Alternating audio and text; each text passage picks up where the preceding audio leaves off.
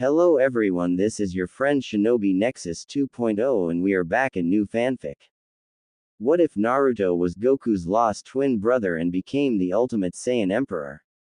Part 3. And if you enjoy this fanfic then please press the like button and subscribe to my channel for more fanfic like this. And now let's start the fanfic.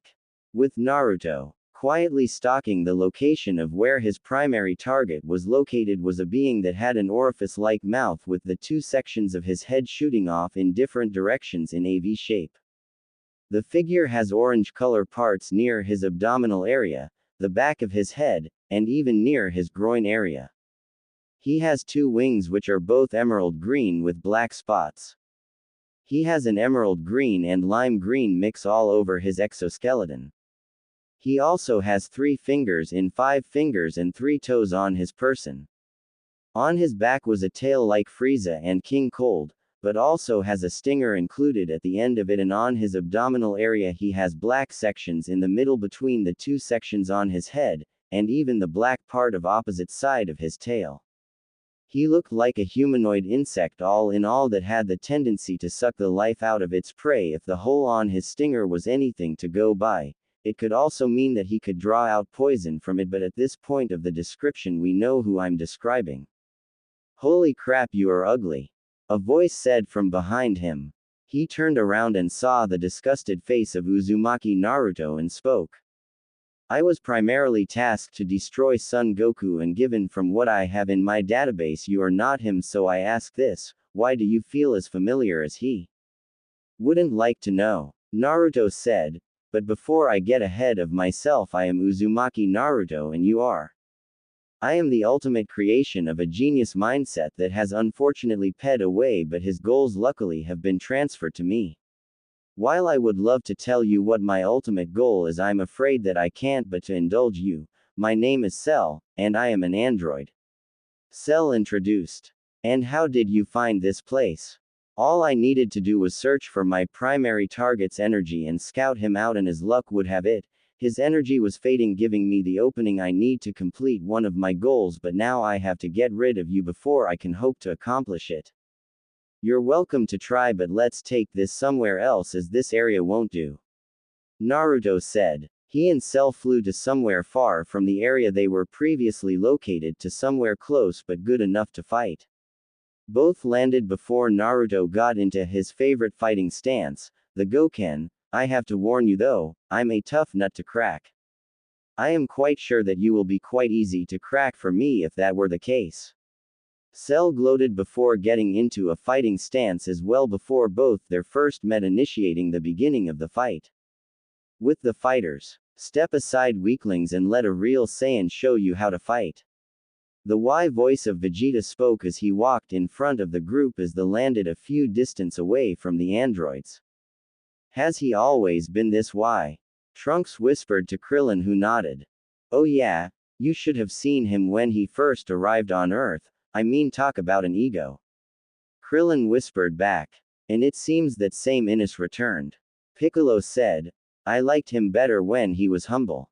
But what do you think caused this? Tien asked. Ha! Their conversation was interrupted by an explosion of power from their topic of conversation, followed by a blinding light.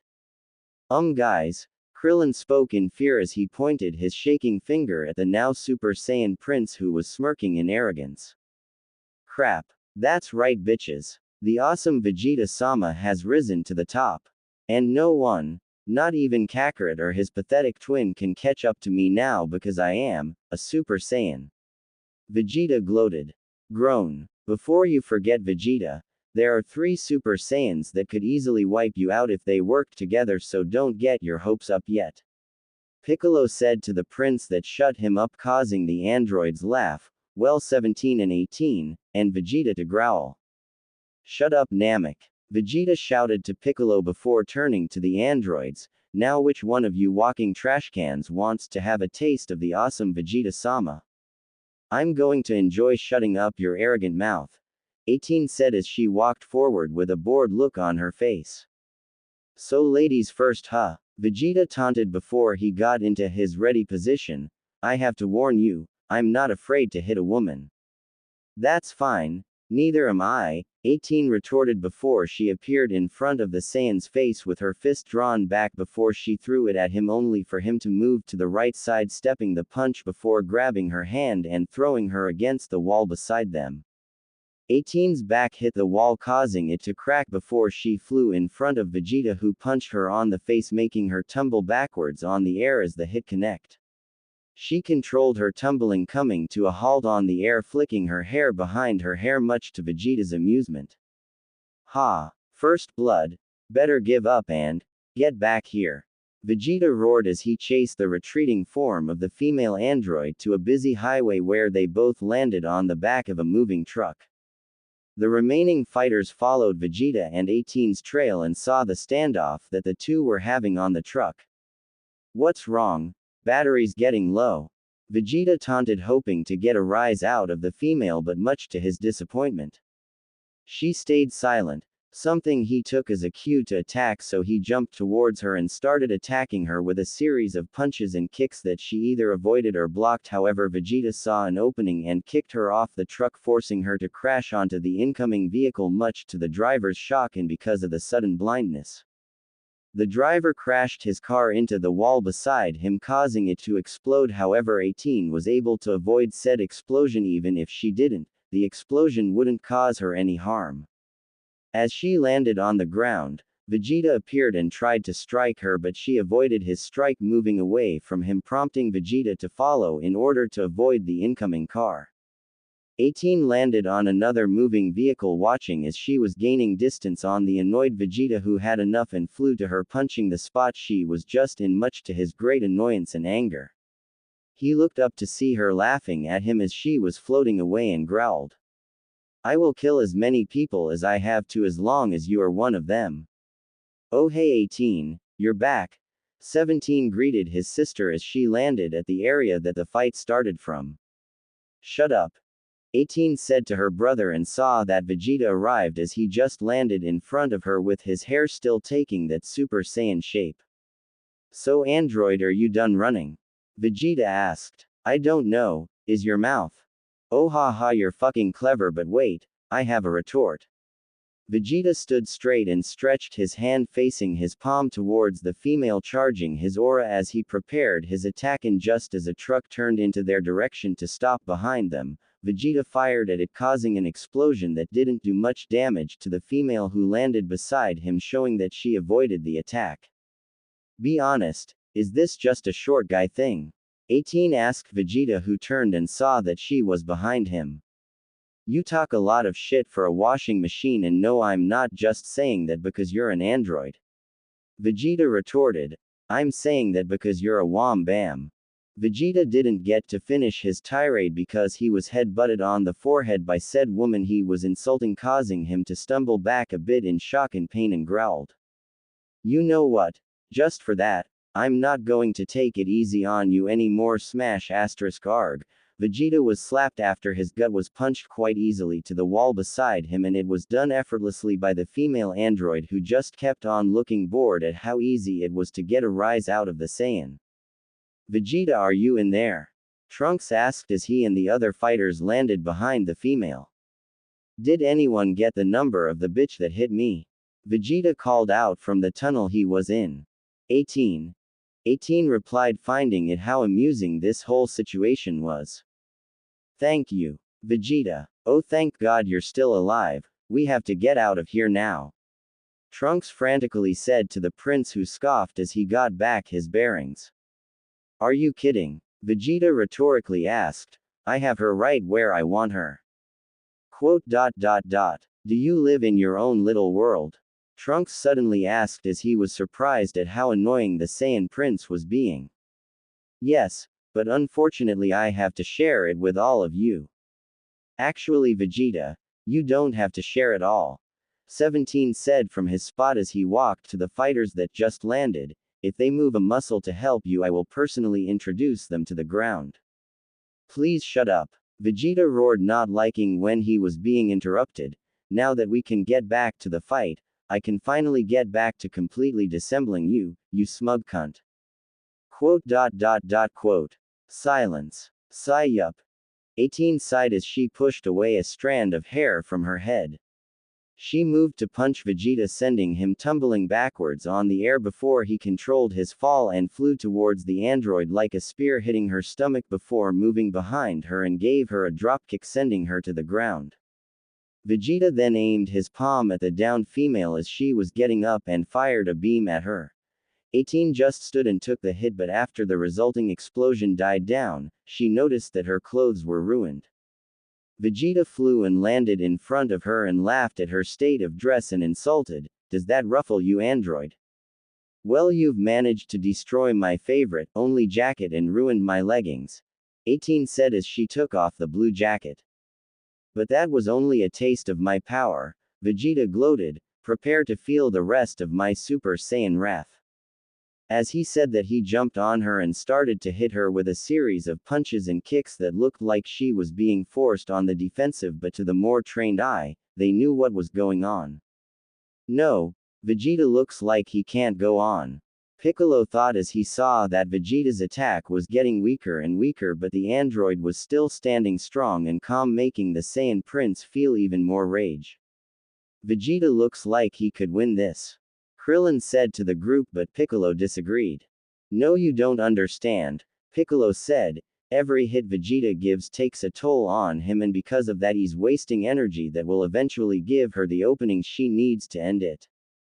Because as an android, she doesn't need to waste any energy." Tien completed for Piccolo while Trunks was having flashbacks of his own past where androids took over everything and killed almost everyone he knew, something he promised that he was going to prevent here. Meanwhile, Vegeta was starting to feel tired, and the android noticed this, making her smirk as she caught his two hands and gave him a kick to the face followed by a punch to the gut, making him spit blood on the ground, but she didn't stop there as she gave him a roundhouse kick to the head, sending him screaming to the rock that was standing. "How quickly bravado walks out when you're on your," 18 said as she calmly walked to the downed prince.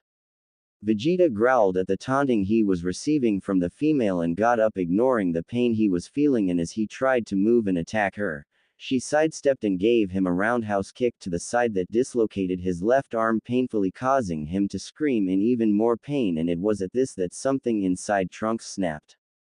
"No." He turned Super Saiyan and rushed to the female with his sword drawn, hoping to end this before it got out of hand, but 17 saw this and appeared in his front, giving him a dropkick to the ground, causing the remaining Z fighters to rush in to ease their comrade. With Naruto, purple eyes widened as he felt his insides stretch backwards from the hard punch his opponent gave him. Naruto ignored this look and twisted his arm that stretched the back of his opponent. You could see how far it stretched as it looked like he wore a glove made of his opponent's skin before his opponent was sent tumbling to the formation behind him and away from Goku's house. Naruto remained suspended on the air as he saw his opponent get up from the crash and fly towards him with a growl and tried to punch him, but Naruto sidestepped the punch and grabbed his tail before flinging it to the ground with a throw. He flew after his opponent with a spiral blue energy ball of ki forming on his hand before he punched it on the downed body of Cell, causing an explosion around them. As the dome of light died down, Naruto jumped back and saw the body of his opponent wasn't there, but the blood was, so he closed his eyes and used the tracker function on the seals he placed around a perimeter of Goku's house. Think of a radar that has similar functions with Naruto's mind as the tracking beacon. He elbowed a body that suddenly appeared behind him before turning and placing his palm on it, charging up his energy. Gensaku, reduce. A red beam shot out of Naruto's hand straight through Cell's chest before he held the android's face as he whimpered in pain, and again Naruto charged up his energy. Chire, scatter. Cell's body glowed yellow before it scattered into tiny pieces, instantly killing him. Naruto closed his eyes as he hated using this move that he developed, where he will have to invade a person's Kai network through his brain, causing it to explode depending on the amount of power he put. The one drawback is you have to concentrate very well in order to add the amount you want, if not you end up destroying your arm. As he finished with his thoughts, he flew to Goku's house hoping to continue helping his brother heal, and was sorta disappointed with how this fight was. He didn't even have to go Super Saiyan, but unknown to him, a piece of cell remained intact and left the area in fear before Naruto could detect him, giving him time to recover, and luckily for him, his enemies couldn't sense the power levels of an android. Later, "How's Goku?" Naruto asked as he walked in through the front door, seeing Tsunade's hands over his brother's chest with a blue hue surrounding it, and by the way his breathing stabled, he hoped that his brother's life was getting better. "Better. I managed to recreate a new set of the arteries out of the previous that were destroyed by the virus, so that his heart will start functioning properly. Though the process is slow, he should be able to recover very soon," Tsunade explained. "Whatever that antidote was, it really helped in the process." Sigh, thank goodness. Chi-Chi sighed in relief before brightening up. "I have to start preparing a big meal because if I know Goku, he will be starving once he wakes up." But as she left for the door to the kitchen, she looked back to Tsunade, who was working with sweat on her forehead. "Do you want me to make anything for you?" "Nah, sake's good," Tsunade dismissed. "But the brat over there has that handled. Thank you so much for your help." Chi-Chi thanked the medic as she was leaving the room to head to the kitchen. "Time to see how the others are doing," Naruto said to himself before he sat on the floor at the end of Goku's bed in a meditative pose before he closed his eyes, scoping the familiar energy of the other fighters as he remained still for a couple of minutes. Yamcha watched Naruto as he was sitting down and jumped in surprise as he saw Naruto suddenly snap open his eyes before gaining a serious look on his face. As he calmed down, he asked, "What happened?" "Their energy is low, and if nothing's done, it could be completely lost," Naruto said before he got up. "What are you going to do?" "Help," Naruto said before he left in his trademark flash, knowing that Goku will recover soon so he didn't have to worry about him for now. With the others, Krillin watched in terror as 18 and 17 were easily beating up the other fighters below him, and brutally, and he had to wince as he was sure he heard Vegeta's bone crack from the pressure of her foot as she stepped on him, signifying on how powerful she really was. Looking to the side, he saw 16 holding out his hand, a bird to land on it, and he was sure he saw 16 glance at him with a smile before concentrating back on the birds, but that wasn't his main focus. No, his main focus was at the fight below him. "What am I going to do?" he thought in panic to himself as he was stumbling back in fear, which would have lasted had he not seen the red-orange flash that suddenly appeared. Wait, that flash.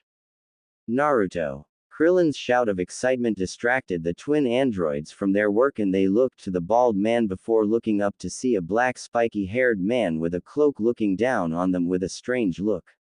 They saw his eyes glance around before they rested on the purple-haired boy. Trunks. He thought in panic before landing next to him, kneeling down as he tried to shake his son awake. "Trunks, are you okay?" he asked softly, and the grunt was all he needed for confirmation before he picked up Trunks and took him to Krillin and landed him next to the bald man who fell on his. "Do you have a senzu bean?" he calmly asked Krillin, with his tone of voice betraying the anger he felt right now.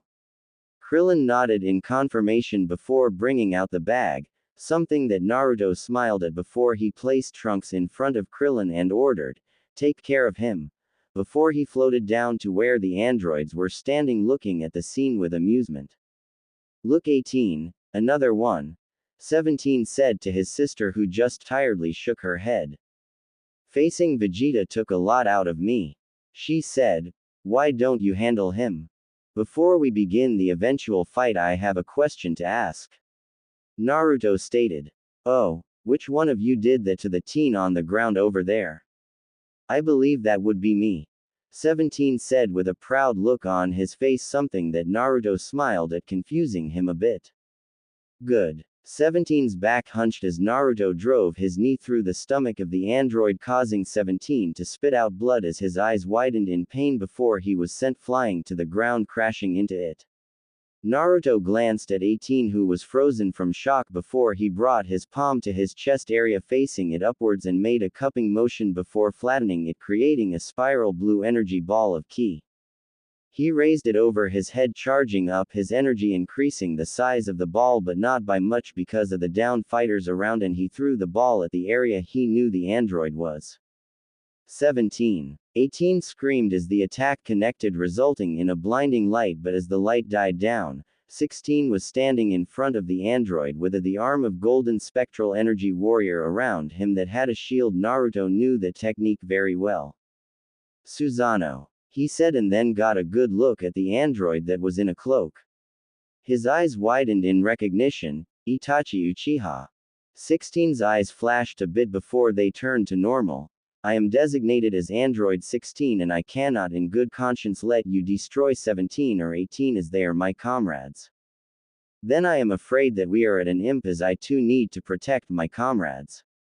Naruto said to the male android, who just remained silent and looked at him. How do you suggest we tackle it? You leave right now and I promise not to attack you. Naruto said, and 16 nodded in agreement before he picked up his comrade after the shield disappeared. But Naruto wasn't done. And don't let me see you anywhere near Goku or his house, or you all will regret the day you were created.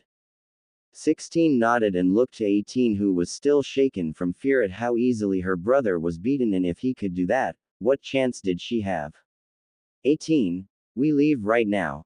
16 said, snapping her out of her thoughts, and looked to him as he picked up her knocked out brother before taking off in the air in a direction opposite Naruto. 18 looked back at Naruto, curious as to who he is, before a glare from him sent her after her comrade and her brother. That was amazing, Dad, Trunks said as he watched his father land beside him after scaring off the androids within. With a display like that, well, they might just have a chance. Thanks, Naruto said before walking over to him. Are you feeling better? Yeah, those senzu really help a lot, Trunks replied, and with Krillin, they started to revive the other fighters, with an angry Saiyan Prince being last in line. Is Naruto familiar with number 16? Will Goku recover on time to help deal with this threat? And what about the mysterious cell? It seems that Naruto's instant death technique wasn't strong enough to beat him, and he just came back even stronger than before. Who will win in this epic fights, the Z fighters or the androids? Find out on the next exciting chapter of Dragon Ball Z. I still don't get why we have to run like cowards, 17 stated as he was helped up by number 16. His power levels far exceeded our perspective parameters, 16 replied. Fighting him together is unadvisable and fighting him alone is suicide. But what about you? 18 asked. You were able to block his attack, that alone says something. According to Dr. Jero's supercomputer, I have the ability to absorb one of you, 16 explained. The power boost might be strong enough to face our unknown anomaly, but as to how much? And I wouldn't want to be absorbed, so that alone proves to be a problem, 17 said, with 18 agreeing before 18 pointed out something. Before he called you Itachi Uchiha, 18 remembered. Why did he do that? Perhaps I remind him of someone from his past. 16 shrugged, though deep in his subconscious and something that was unaware to him, a small memory block was released. I am surprised that he was able to inflict such amount damage on me, 17 said, wincing as he still remembered the punch he received. Who was that guy? 18 was just worried at how this will affect her brother's personality with how he was easily handled. Even she had a small fear of the man, but she had to admit, she found his dominating personality quite attractive, and the intensity of his gaze when he looked at her made some of her processors burn a bit. I don't know, but I hope we see less of him, 18 stated in what was the most convincing lie she could come up with, and she thanked her brother's gullibility because he easily fell for it. But as she looked closer to her brother, she noticed that he was still upset with the situation, and she decided, hey, cheer up 17, I'm sure it was just a fluke, she said, and seeing that it was working, she just continued, why don't we have a little fun? I'm sure that will cheer you up, and when you face him again you will definitely win. Yeah, you're right, 17 said, convincing himself more than his sister. It was probably just a fluke that he beat me because no one's supposed to be stronger than us despite 16's false readings. But you know what? Why don't we have a little fun while we chase after our target? That's the android we all know and love. 18 commented, silencing 16 with a glare. Now come on, I know I saw a highway somewhere around here. With that, the three flew away with 18 just hoping that her brother could keep his cheerful and confident mood. She didn't care if she'll find that man again, because when she does, there will be hell to pay and it won't be pretty, and maybe she could have some personal fun with him, but she didn't want to admit that out loud. Meanwhile, back at the area the fighters fought, Naruto thought back to how Vegeta sounded when he found out that he, Naruto, took out the android with one hit while he, Vegeta, was outclassed, his reason being that since they were both Super Saiyans, they should have roughly had the same level of strength. PFF'd, yeah right. He mumbled to himself and remembered as he easily dismissed the prince before said prince got pissed and left the area, knowing that if he were to fight, he would lose easily because his opponent was easily able to beat what he couldn't, something that hurt his pride into Naruto. He saw this as a good thing, as it served as quite an eye-opener for Vegeta, who has been getting full of himself lately. Another thing that bothered the Super Saiyan was the appearance of an old and powerful foe that goes by the name Itachi Uchiha, who now seemingly is an android with the model number 16. Naruto had no idea what happened to Itachi after the war. He along with Sasuke disappeared, though the later after the former. One thing he was confused with though. Did they die? Did they survive? Did they remain in a suspended animation of some form? Too many probabilities, and he was to wonder where Jero got the DNA to recreate Itachi, as he was sure that it would be difficult to find it, though he could have used a bone sample, but how did he know which person to revive? So many unknowns. Naruto said to himself before he heard some shouting and turned just in time to see Piccolo fire a ki blast to the ground before he used the distraction to fly off in the direction of the lookout to do who knows what. He turned to Krillin and asked, "What's got his panties in a bunch?" "Well, he's just got some personal issues to deal with, either that or he's secretly a bitch on her period." Krillin thought the last part out loud. Quote. "Yeah, I'm going to ignore you just said that," Naruto said to Krillin, who shrugged and replied, "I'm still keeping my beliefs." He then looked towards the direction Piccolo flew. Anyone else notice how he flew in the direction of the lookout? What would he want there? Tien asked. "I don't know, maybe to meet Kami." "Why would he want to do that?" Tien pressed. Krillin placed his finger on his lip in thought. "I think I remember Master Roshi saying that Piccolo and Kami shared a deep level of intimacy in the past." Krillin remembered, maybe he's going back to get a repeat of what he missed. Gross. Innuendo aside, Naruto drawled, "I need to get back to Goku to see how he's doing." "We'll join you," Trunks said, pointing to himself, Krillin and Yamcha, and with a nod, all of them flew to Goku's house. With Piccolo. Piccolo growled as he stared into the smiling face of Mr. Popo, who was expecting his arrival. "What's wrong?" Mr. Popo started. "Couldn't handle something on your own, so you decide to come crying to Daddy?" "I am here to see." "Silence, maggot," Popo ordered with a straight face. "That's enough, Mr. Popo," Kami said as he walked in front of his friend. "I know what Piccolo is here for." "Good," Piccolo said. "I don't have to explain then, but just one thing, old man, if we fuse, my personality will still remain dormant, right?" "Yes." Kami nodded before speaking to Popo. "Do not fret, Popo, for I am not completely gone, just think of me taking a new SK. Whatever." Popo easily dismissed with a wave, going back to his gardening, much to Kami's disappointment. "Let's get this over with, old man," Piccolo said as he moved to place his palm on the old man's chest, waiting patiently for Kami to make his move.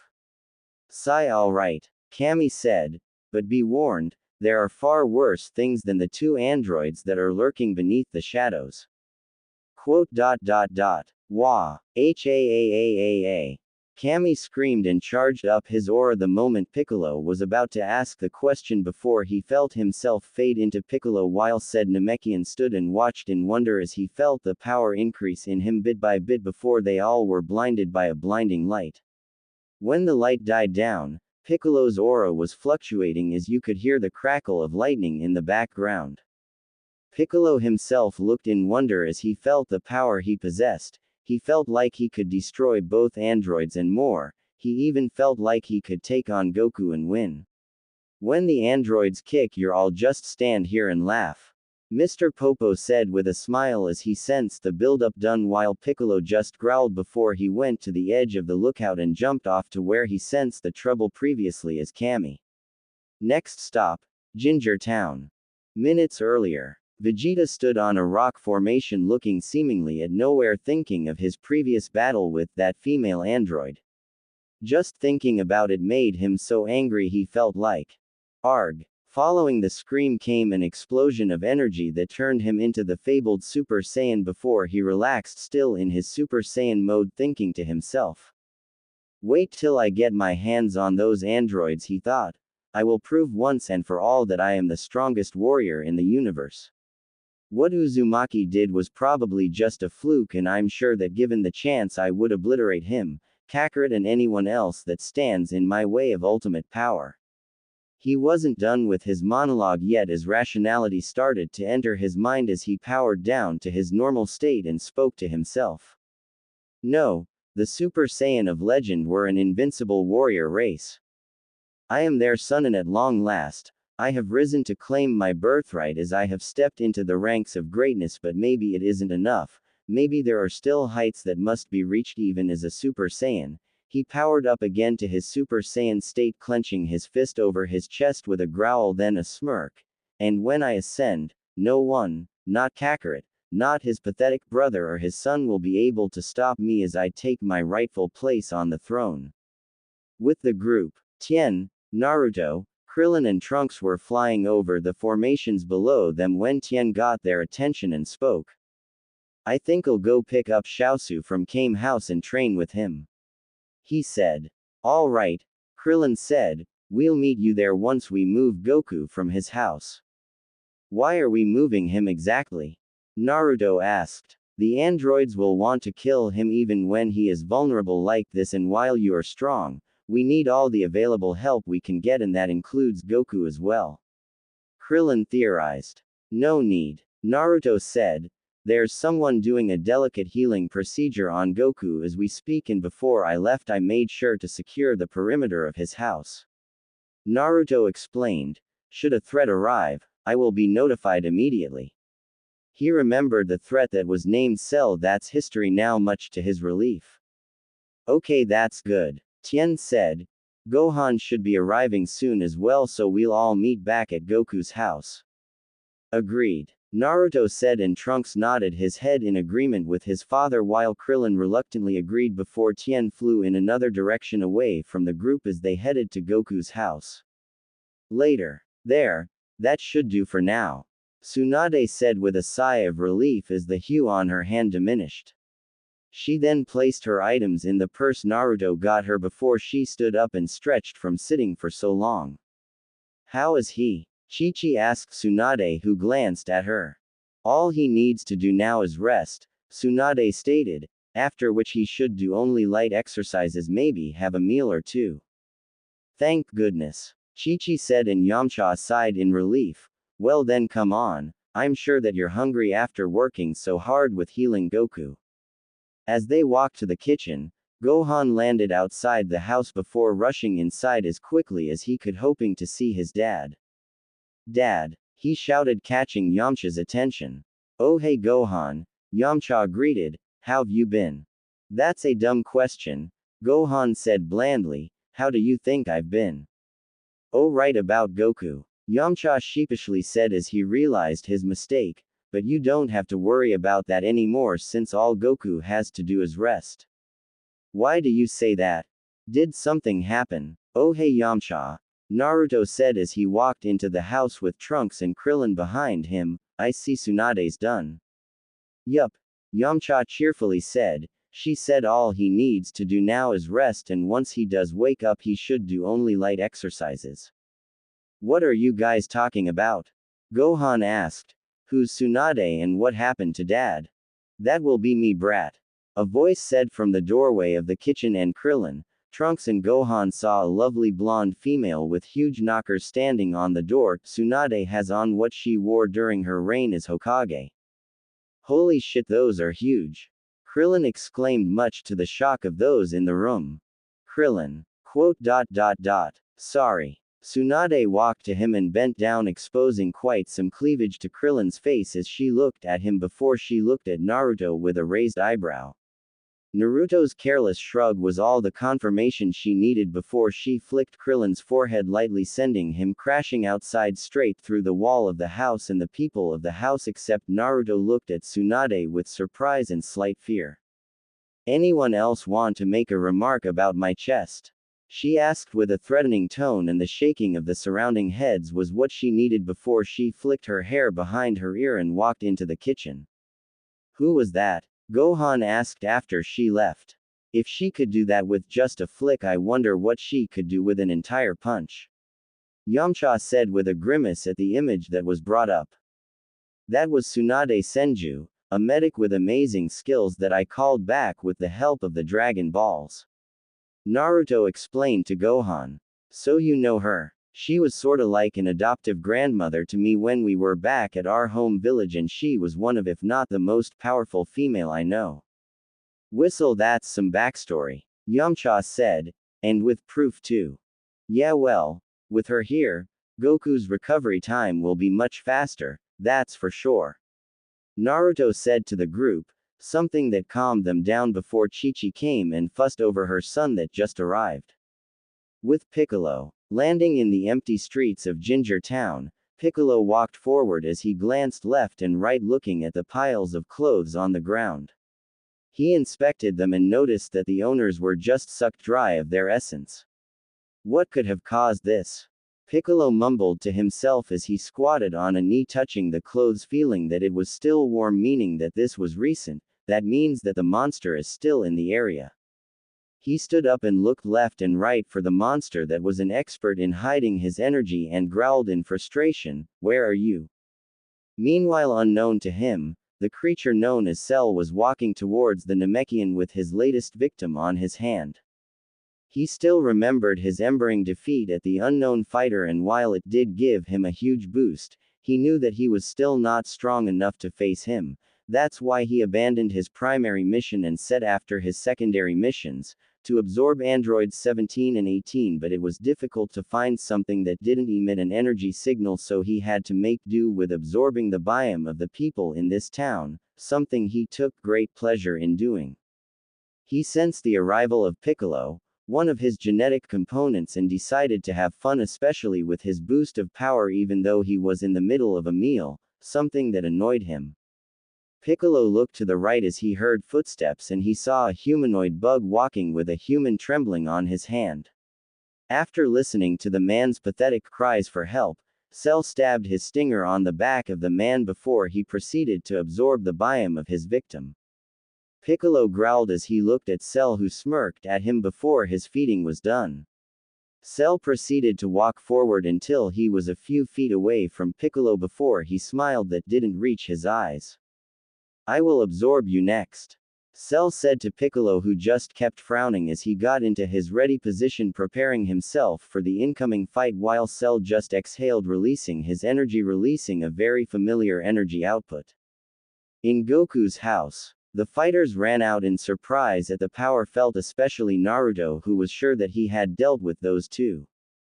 "I made sure I got rid of Frieza and his father," he growled with his fists clenching, "but how are they back? And they feel much stronger than before." Gohan cried in shock, "But how can this be? I don't get it," Trunks said, concentrating. "I felt Piccolo, Frieza, Cold, and Vegeta's power all in the same place." "Vegeta," Naruto called in confusion. "Yes, I was right, I knew that his energy was among them as well," Gohan said in afterthought. "It feels like their energies are radiating from a single point." Trunks concluded something that Naruto thought too, as well as the others. "Yeah, I'm sensing him too," Yamcha exclaimed in shock, fearing for his life and his friends. "It feels like it's coming from Ginger Town." "As that?" Naruto whispered in shock before he flew to the window where Goku was still on his bed, but if he's here then who's that? With Piccolo. Now, tell me what kind of creature you are. Piccolo demanded. The last time I did that it did no good. Cell said to Piccolo. This time though, it'll be different, I'll try not to make a habit of talking to my food. I'm not going to repeat myself. Piccolo growled. Really? Piccolo tsked before he chuckled with a smirk on his face, folding his arms over his chest. I technically like to know who I'm defeating, but I guess for you I'll make an exception. Gasp. The terrible Piccolo intends to kill me. Cell exclaimed in false shock before chuckling and settling in the horse stance. I don't know how or where you encountered the name of Piccolo. But boom, the ground below Piccolo was destroyed, creating a large pothole following his release of energy that had the effect of pushing Cell backwards before finally releasing the energy he gathered, causing a dome of light to cover him and the entire city, much to the shock of Cell, who growled at this before smirking, looking at the way Piccolo's body was reacting to the energy he released, and listened as Piccolo finished his sentence. Unfortunately for you, I'm not him. What? Cell exclaimed in shock as he heard that sentence and saw that Piccolo was still gathering his energy. You are not him. He growled before getting into his ready stance, crouch and smirking. If you're not Piccolo, then who are you? Wouldn't you like to know? Meanwhile with Naruto. Yeah, alright, love you too babe. Naruto spoke to the other end of the phone before looking at Trunks with an eyebrow raised. Trunks, your mother said that she just received a call from someone who wanted to learn how to ride your old time machine that looks really abandoned. But that can't be right. Trunks said as he pulled out the case where he keeps his capsules and opened it, revealing the capsule for the time machine in there. Look, this here is the capsule for my time machine. She did say that it does look like it's been sitting there for a while and it looks completely overgrown with moss. Naruto continued. What could she be talking about? Guess the only way to find out will be to go to wherever mom is and find out. Trunks said. Naruto nodded before he looked to the rest of the group. I'm going to see Bulma with Trunks to get this situation settled. He then walked before he placed his hand on Trunks' shoulder. Call me when Goku wakes up. And with that, Naruto and Trunks disappeared in Naruto's trademark flash, leaving the others to wonder what was going on. With Piccolo. Recovering from the shock Piccolo received as he just felt the power released from Cell, all positive thoughts have been squashed when Cell flew backwards and placed his index and middle finger, no not that move, on his forehead, charging his energy into a familiar attack that Piccolo knew. Special Beam Cannon Fire. He fired the spear-like beam at Piccolo, who just easily deflected it like it was nothing, and before he could ponder on how the beast knew his attack, he ducked under a flying punch thrown by the android. Piccolo then maneuvered his way to appearing behind Cell before he followed up with a spinning kick that landed on Cell's back, sending the android flying forward. As Cell recovered, he sidestepped a kick that was sent his way by Piccolo before he jumped backwards, creating space between them, but Piccolo wasn't going to let that happen, so he flew after the android before appearing at his back and kicking him again, but Cell blocked it and followed with a series of his own punch towards the Namekian, who proceeded to block all of them. Finding an opening, Piccolo kneed Cell to the gut, sending the android flying downwards to the earth. They were flying as the combo attack started, and appeared on the area he was going to land, ready to attack Cell as he was sailing towards him, but unfortunately Cell stopped on the air before he disappeared and appeared a few feet away from Piccolo. Not being deterred in the slightest, Piccolo appeared in the android's back again, giving him a roundhouse kick that connected, sending Cell flying forward into the demolished building in front of him, making the Namek smirk as the building came crashing down on Cell.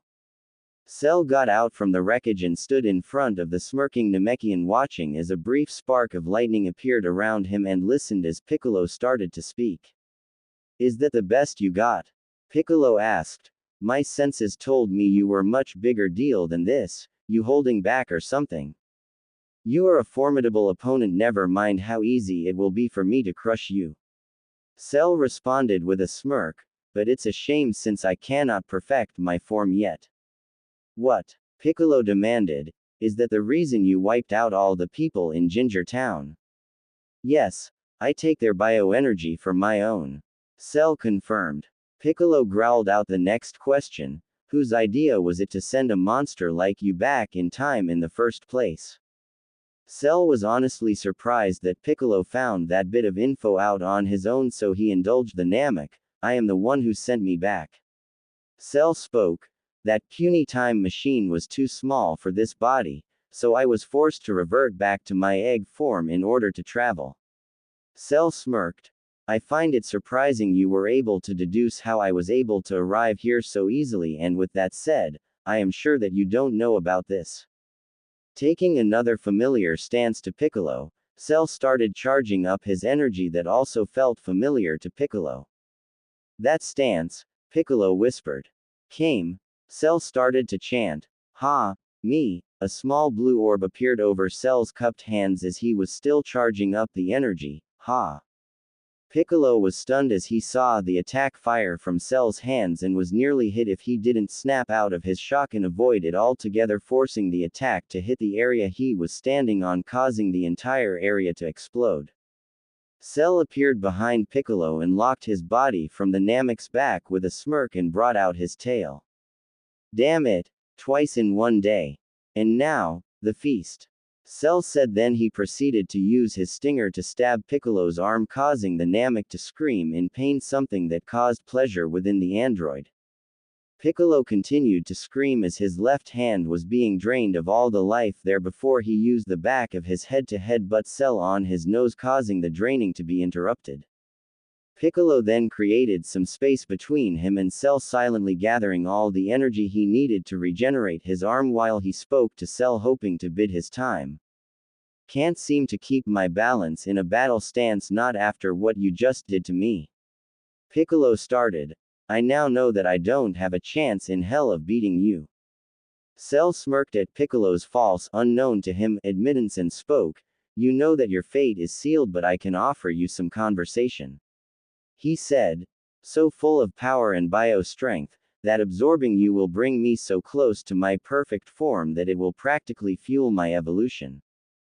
Before you add me to your collection, Piccolo spoke, you can at least tell me what sort of abomination you are.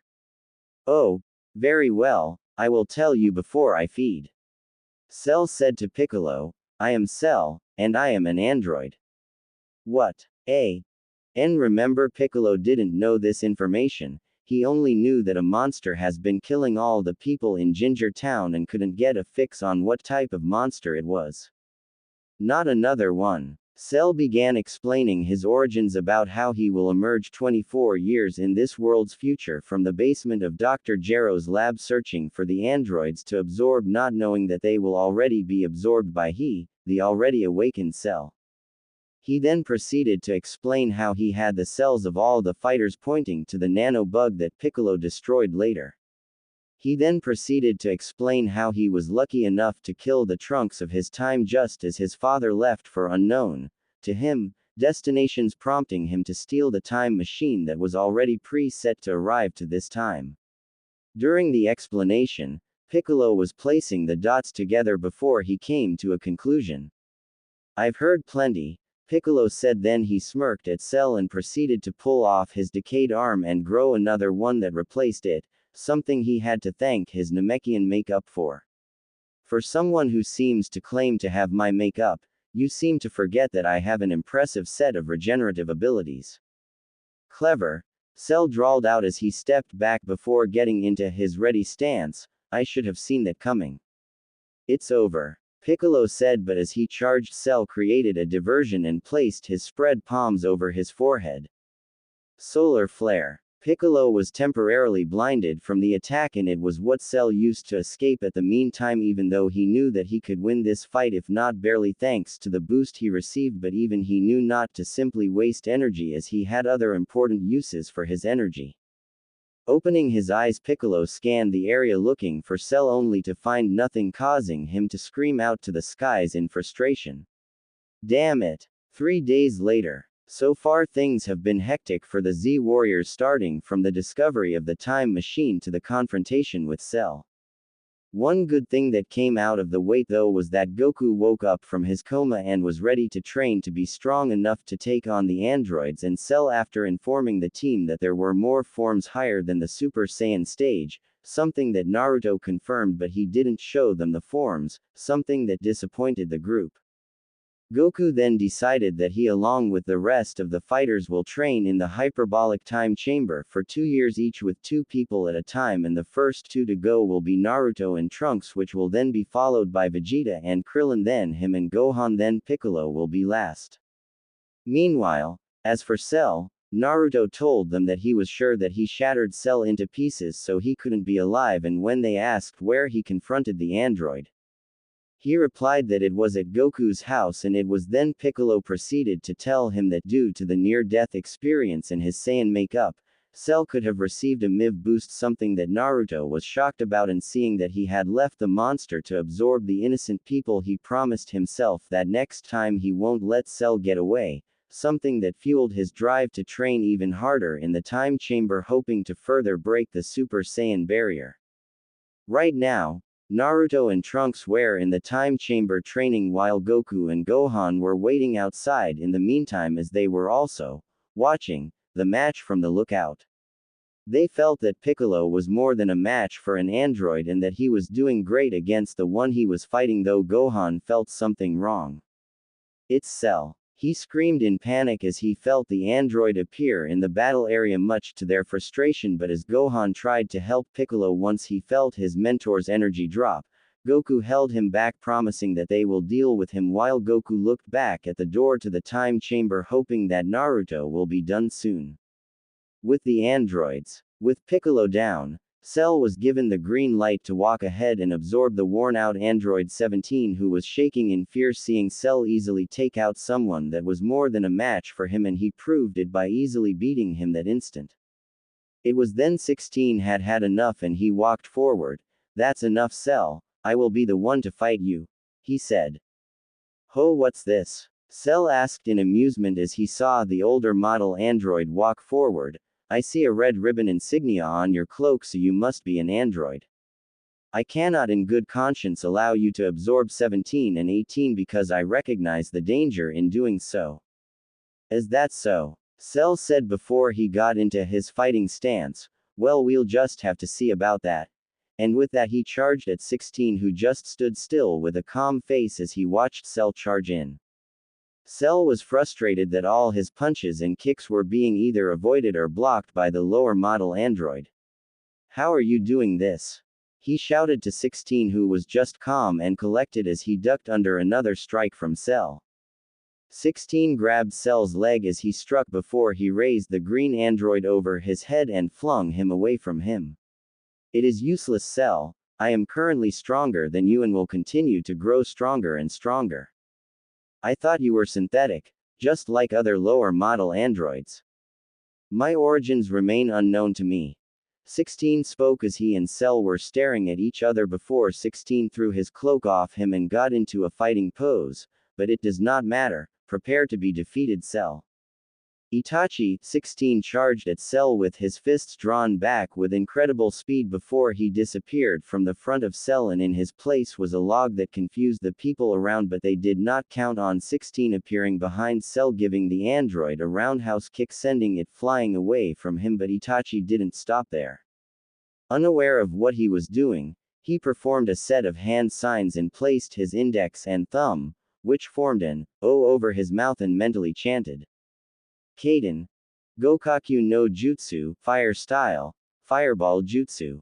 17, 18, and the rest of the audience were surprised when a really big and hot fireball came sailing towards Cell and which hit him causing an explosion creating a smoke screen covering the entire area and the smart ones took to the sky. As most of the smoke cleared, they saw that Cell wasn't coming up anytime soon. Something that excited 17 so he stupidly flew to the area Cell was last seen much to the others' protest.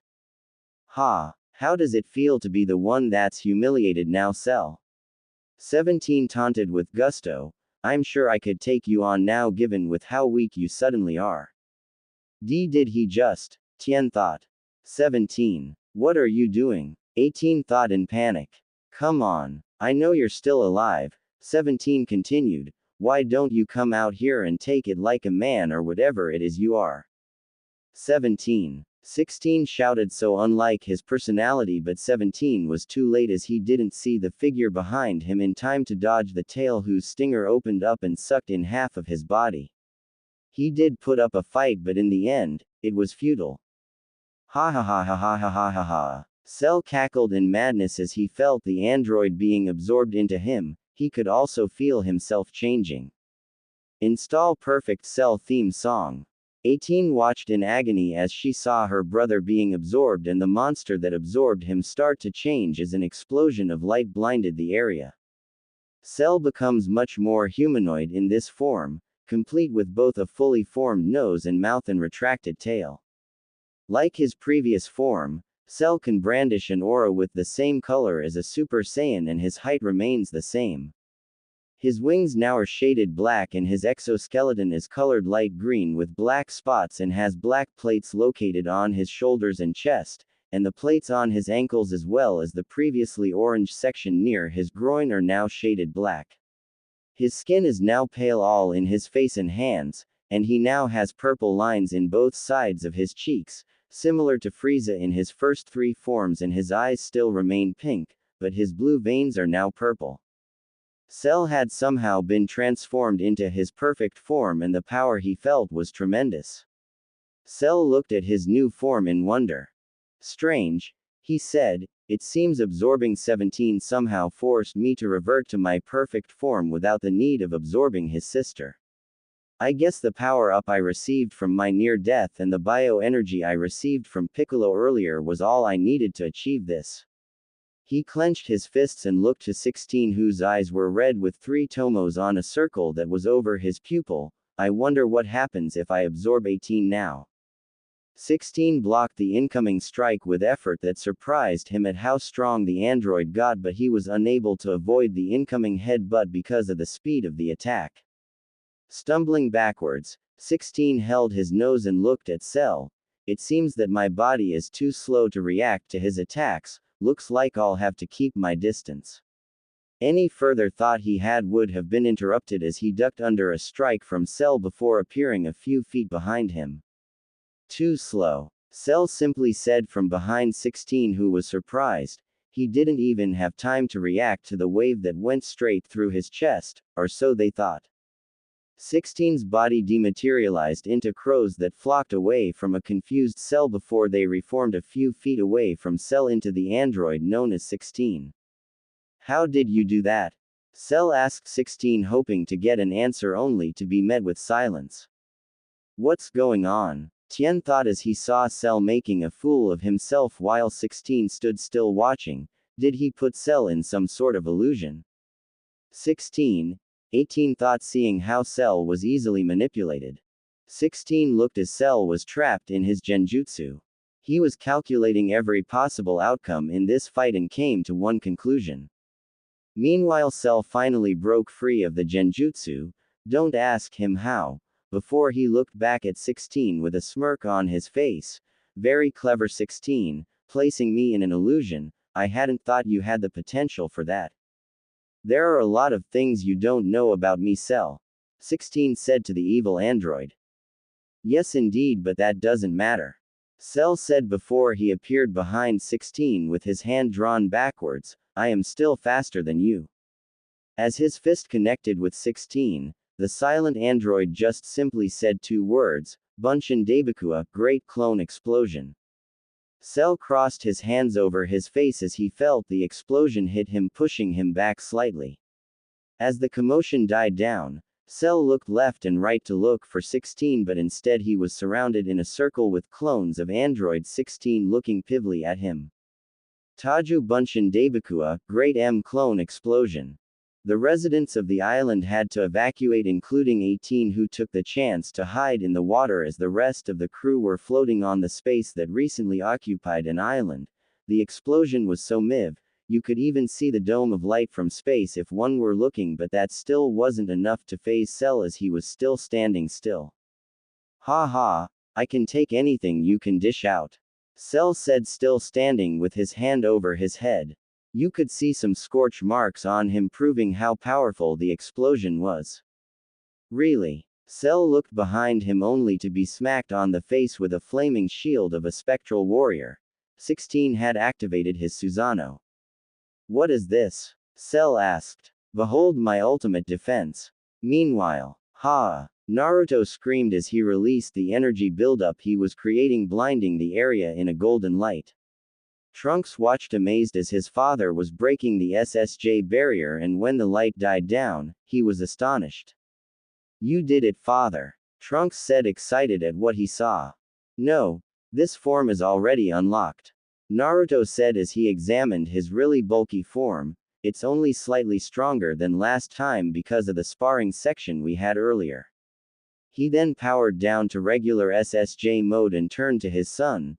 Never use that form in a fight as it has more disadvantages than it does advantages. Like with those muscles, it'll probably be difficult to move and it probably drains more power than the other form. Trunks realized. Exactly. Naruto agreed, proud that his son wouldn't do something stupid like go fighting Cell in his SSJ form. Now turned Super Saiyan, let's have another spar. Trunks obliged his father's wishes and turned SSJ before they both met with a fury of fists in starting their sparring sections, while the climate in the chamber kept fluctuating in accordance to the emotions they felt. Meanwhile, sitting in a meditative pose, Goku was sweating at the power he felt from Cell's recent power-up. What power? Goku said while Gohan was restraining himself as much as he can from going in and charging at this Cell, attacking him for the defeat of Piccolo. Back in the chamber, Naruto ducked under a punch from Trunks and retaliated with a spiral ki blast to the stomach, sending his son flying back straight through a couple of glaciers. Naruto waited for his son to recover, and he was impressed when he saw a spiral blue beam that was heading his way, but he easily slapped it away. But that distraction was all Trunks needed to appear behind Naruto and strike him with his sword, only for Naruto to block it with his finger. Naruto used his other hand to punch his son's stomach before he grabbed his hair as he hunched forward before smashing the face of his son to the ground hard before he grabbed his leg and threw his son away from him, looking as Trunks crashed into another glacier behind him. Come on, Trunks, I know you can do better than that. Trunks yelled from inside the glacier, exploding his energy in anger, feeling himself get stronger and stronger as he exploded. Good job, Trunks, you just achieved Ascended Super Saiyan, or simply Super Saiyan 1.25. Trunks was surprised at the declaration by his father before looking at his body and seeing that he was indeed different from before. Not as bulky as his father was when he went Ultra. He still was bulky, but he felt like this just wasn't enough to even scratch the itch he was having. No, he felt like he could even reach the level of his father, if not then surp him, but there was only one way to find out. Well, Dad, up for round 2. Naruto was proud at his son as he took his battle-ready stance before he too transformed into his ascended SSJ mode, matching or even surping Trunks in strength before smirking. Just because you're my son, doesn't mean I'll go easy on you. Trunks smirked back at his father with resolution in his voice, won't have it any other way. Round 2 had begun between father and son. Later at the main fight, 16 was sent tumbling on the ground by a powerful energy wave that broke through his defense with some effort from Cell that surprised him a bit. So much for ultimate defense. Standing up with shaky legs, 16 flashed his red eyes at Cell, whispering one word that was loud enough for some people to hear. Amaterasu. Cell was confused for a minute before a flame of black fire danced on his arm painfully. He tried in a futile effort to put it out, but 16's words made him freeze. The flames of Amaterasu cannot be extinguished. They will consume anything in its path before nothing is left of the object or person that was there. Cell smirked. I see. He said before he made a drastic move that surprised everybody there. He cut off his affected arm and threw it away from him before using a ki blast from his other hand to destroy the burning hand. 16 was already tired from that last attack he used. He knew that if he used another attack like that he will be completely depleted of energy, and he was quite surprised when he felt blood coming down from his eye. You put on an amazing fight 16, but I think it's time for you to say goodbye to your friends. Cell said as he suddenly appeared in front of 16 with a new arm in place of his old one, looking down at the other android with a smug look on his face before he extended his tail from his back, waving it above the scared stiff android with its stinger opened and prepared to swallow him whole. No. Tien yelled and tried to attack Cell with his tri-beam, but Cell anticipated something like this and fired a beam straight through Tien's chest while at the same time he was enjoying his current meal with another maniacal laughter before he exploded in another fury of power, blinding everybody in a flash of light. As the light died down, Cell looked more like a medium-build human unlike his previous forms. The two wings on his back were gone and the tail came out of his tailbone instead of his back. His entire skin was green only and was nearly similar to the way Frieza was in his final form except for his head. Hands and feet, that had boots on them instead of the 3 toes that Frieza had. He looked at his hands that were cackling in electricity as he clenched them before he smirked and looked to where he knew 18 was hiding, causing her to freeze in shock, but as he was about to make a move, the body of Son Goku appeared through instant transmission, standing in front of the monster that nearly looked like Frieza except for some key differences. You must be Cell, Goku said with a calm face before he glanced to the body of Tien that had a hole in his chest, but he could still sense the energy in his friend, even if it was faint. Strange. I thought Goku was dead as he was from the timeline I came from. Cell thought as he looked at Goku, who was glaring at him with all the seriousness he could muster. So we finally meet, Cell, Goku said. I got to say, you're a lot scarier in person, but I didn't know you resembled Frieza. Oh, you mean this? Cell asked as he waved down his form. This is merely a new skin tone I acquired when I absorbed androids 17 and 16. He explained before placing his finger on his lip in thought. I am already past my perfect form, and this form does have way more power than my original perfect form did. I guess you could call this 100% perfect form. All what Cell said didn't matter to Goku right now as he stood calculating the risks in fighting him right now. I think we both know that there's no way we can beat you, but I promise you, I only need 2 more days, then I promise I'm going to take you down. Please, as if a 2-day break would make a difference. Cell scoffed, then in his arrogance he then boldly declared, in fact, I give you 3 weeks to train. You're off until you think you have the strength. You beat me, then you come and face me. That went better than I thought. Goku thought in surprise. What will you be doing until then? Does it matter? Fine then, in 3 weeks, my friends and I will come back and face you stronger than we've ever been before. Here Goku smirked. You can count on it. Before he grabbed the body of Tien and disappeared, only to appear in the water to get both fighters to safety. Here, Cell frowned before he smirked and looked at 18, who took a step back in fear as this monster took a step forward to her. What kind of monster is he? 18 thought. If 16 and 17 didn't stand a chance, then what fighting chance do I have? She turned around and started to sprint, only to have Cell appear in front of her with his tail moving in excitement and anticipation. Why are you running, 18? Cell asked. You of all people should know that it is futile to escape me. Hovering his tail over the android, he pondered, I wonder how strong I'll get should I absorb you right now.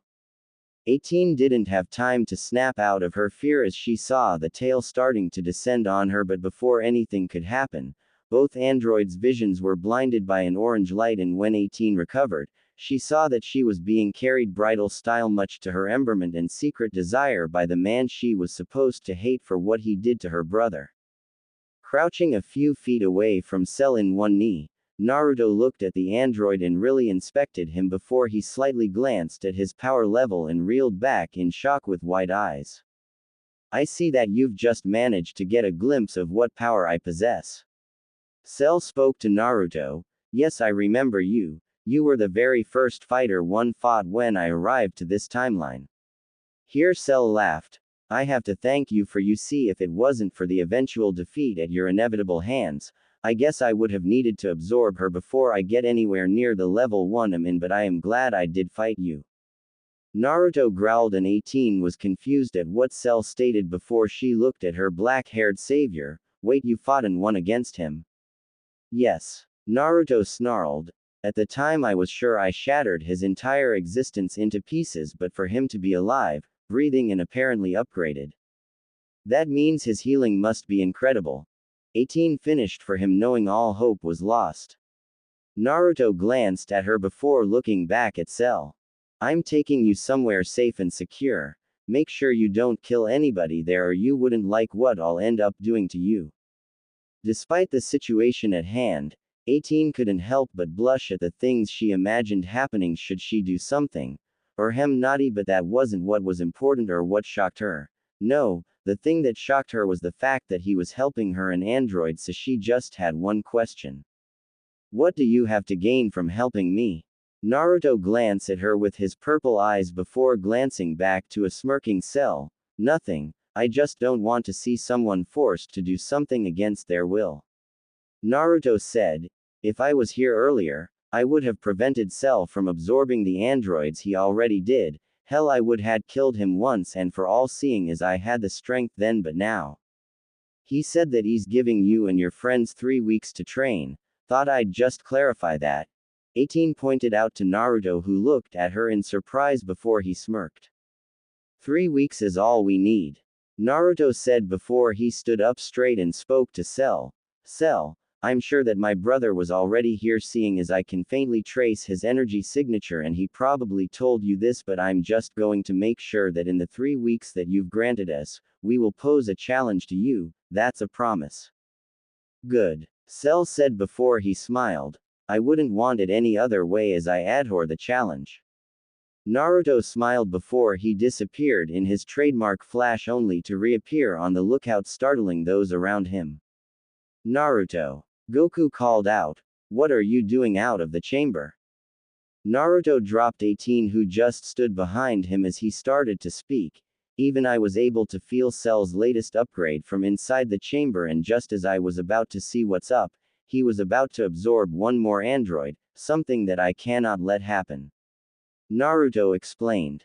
But what about Trunks? Gohan asked his uncle. Trunks should be coming out anytime soon, and as he does, we all have something to discuss. Naruto said with a serious face, with Goku agreeing as he knew what Naruto wanted to talk about. Later, the door to the time chamber finally opened, revealing the tattered, clothed form of Trunks as he was walking calmly out of the chamber, looking bigger and, from what the others could feel, especially Naruto, stronger. Wow, Trunks, you look stronger. What happened? An odd Gohan asked. Training with Dad happened, though sometime during the training, he just disappeared in a flash without leaving any explanation. Trunks explained. Yes, while that's all well and good, Baldy and I have some work to do. Vegeta said, but as he made one step forward, he was interrupted by a greeting. Hey guys. They turned around to see Bulma landing. Wow, Trunks, you look bigger. I don't remember your hair being this long, she said as she pulled on her son's hair. Hey hun, did you bring what I asked for? Naruto asked, walking towards Bulma before giving her a quick peck, much to a certain blonde's charging. Of course, what do you take me for? Bulma asked as she brought out a crate from her jet and opened it, revealing some outfits and armors for the entire group. She handed Naruto and Trunks theirs. Here. It was a shirt-sleeve version of the jumpsuit jacket that he wore back in Konoha, with a pair of baggy trousers in the same color, with a cloak with a similar color scheme and design that Minato Namikaze wore, except on the back, instead of 4th Hokage, the kanji was Saiyajin. For Trunks it was something similar, only his cloak was purple and black, where white and gold was in Naruto's, and his outfit was a pair of black baggy trousers and a wife-beater vest. The rest had an exact replica of Vegeta's current Saiyan armor, and it was only Vegeta, Goku and Gohan that took a set, while the rest refused before Naruto remembered something. Bulma, there's something I want to talk to you about. Naruto said before taking his wife away from the group as he started to explain what has been happening while the others were having their own conversation. So Trunks, have you finally broken the barrier? An excited Gohan asked his cousin from the future, who nodded in confirmation. It's not really simple, but I managed to do it. Trunks started, but even though I did break the barrier, I'm still nowhere near as strong as my dad. Wow, he's really that strong? Krillin asked. Yup. Trunks nodded. He only got stronger while training in the time chamber. In fact, I would say that out of all of us on the lookout, he is the strongest fighter. Vegeta had had enough of this and dragged Krillin by the back of his shirt. Come on, Baldy, we have some training to do, he growled. Hey, wait, Naruto called out, walking to Krillin and before bringing out a scroll and handing it to him. Here, this might help you with your training, you sure as hell need it. What about me? Naruto looked at Vegeta with a raised eyebrow at the question. Are you whining? He asked. Besides, you're a Saiyan, no matter how strong Krillin gets, you'll always be stronger, no offense Krillin. Quote. Naruto watched as Vegeta dragged Krillin through the door and shut it behind them, resetting the timer automatically before waving bye to Bulma, who just invited 18 into her mini jet and waved back. It wasn't until they left the area that Naruto turned to the remaining people and started to speak with a really serious voice. Okay, so I heard from Cell that he's giving us 3 weeks to get ready and finally face him. Later. To say that the fighters were shocked at Naruto's statement would be an understatement, and with Goku's confirmation, well, let's just say that they were all glad that they were given this free time. Now they could train as much as they could in the time chamber, but with the limitations, each person could get only 6 years worth of training but come out every 3 days should their training be complete. After Vegeta and a tired but smug-looking Krillin came out of the chamber, it was Goku and Gohan's turn, and it wasn't until 2 days later, making it 2 years in the HTC, that the two came out with Gohan and Goku as Super Saiyans. It seemed like they had learned the secret of how to achieve full-powered Super Saiyan like Naruto and Trunks did, but they were a little too late as they were the second pair of people to use the skill set. Vegeta was once again shocked that Kakarot and now his son had thumped him in power, and knowing that he couldn't enter the time chamber, he left in a fit of anger, hoping to find better facilities to train, like a gravity room of some sort, while the others just shook their head at how childish the Prince of all Saiyans was being. Piccolo's exit signified the end of the time training to the group, so they decided to relax a bit for now, and Naruto had to check with how his new guest is doing at his house, hoping that she wasn't causing any problems, and when he got there he was honestly surprised at what he saw. She was playing with his baby boy, and with a smile on her face, he guessed that he wasn't as evil as people made her out to be.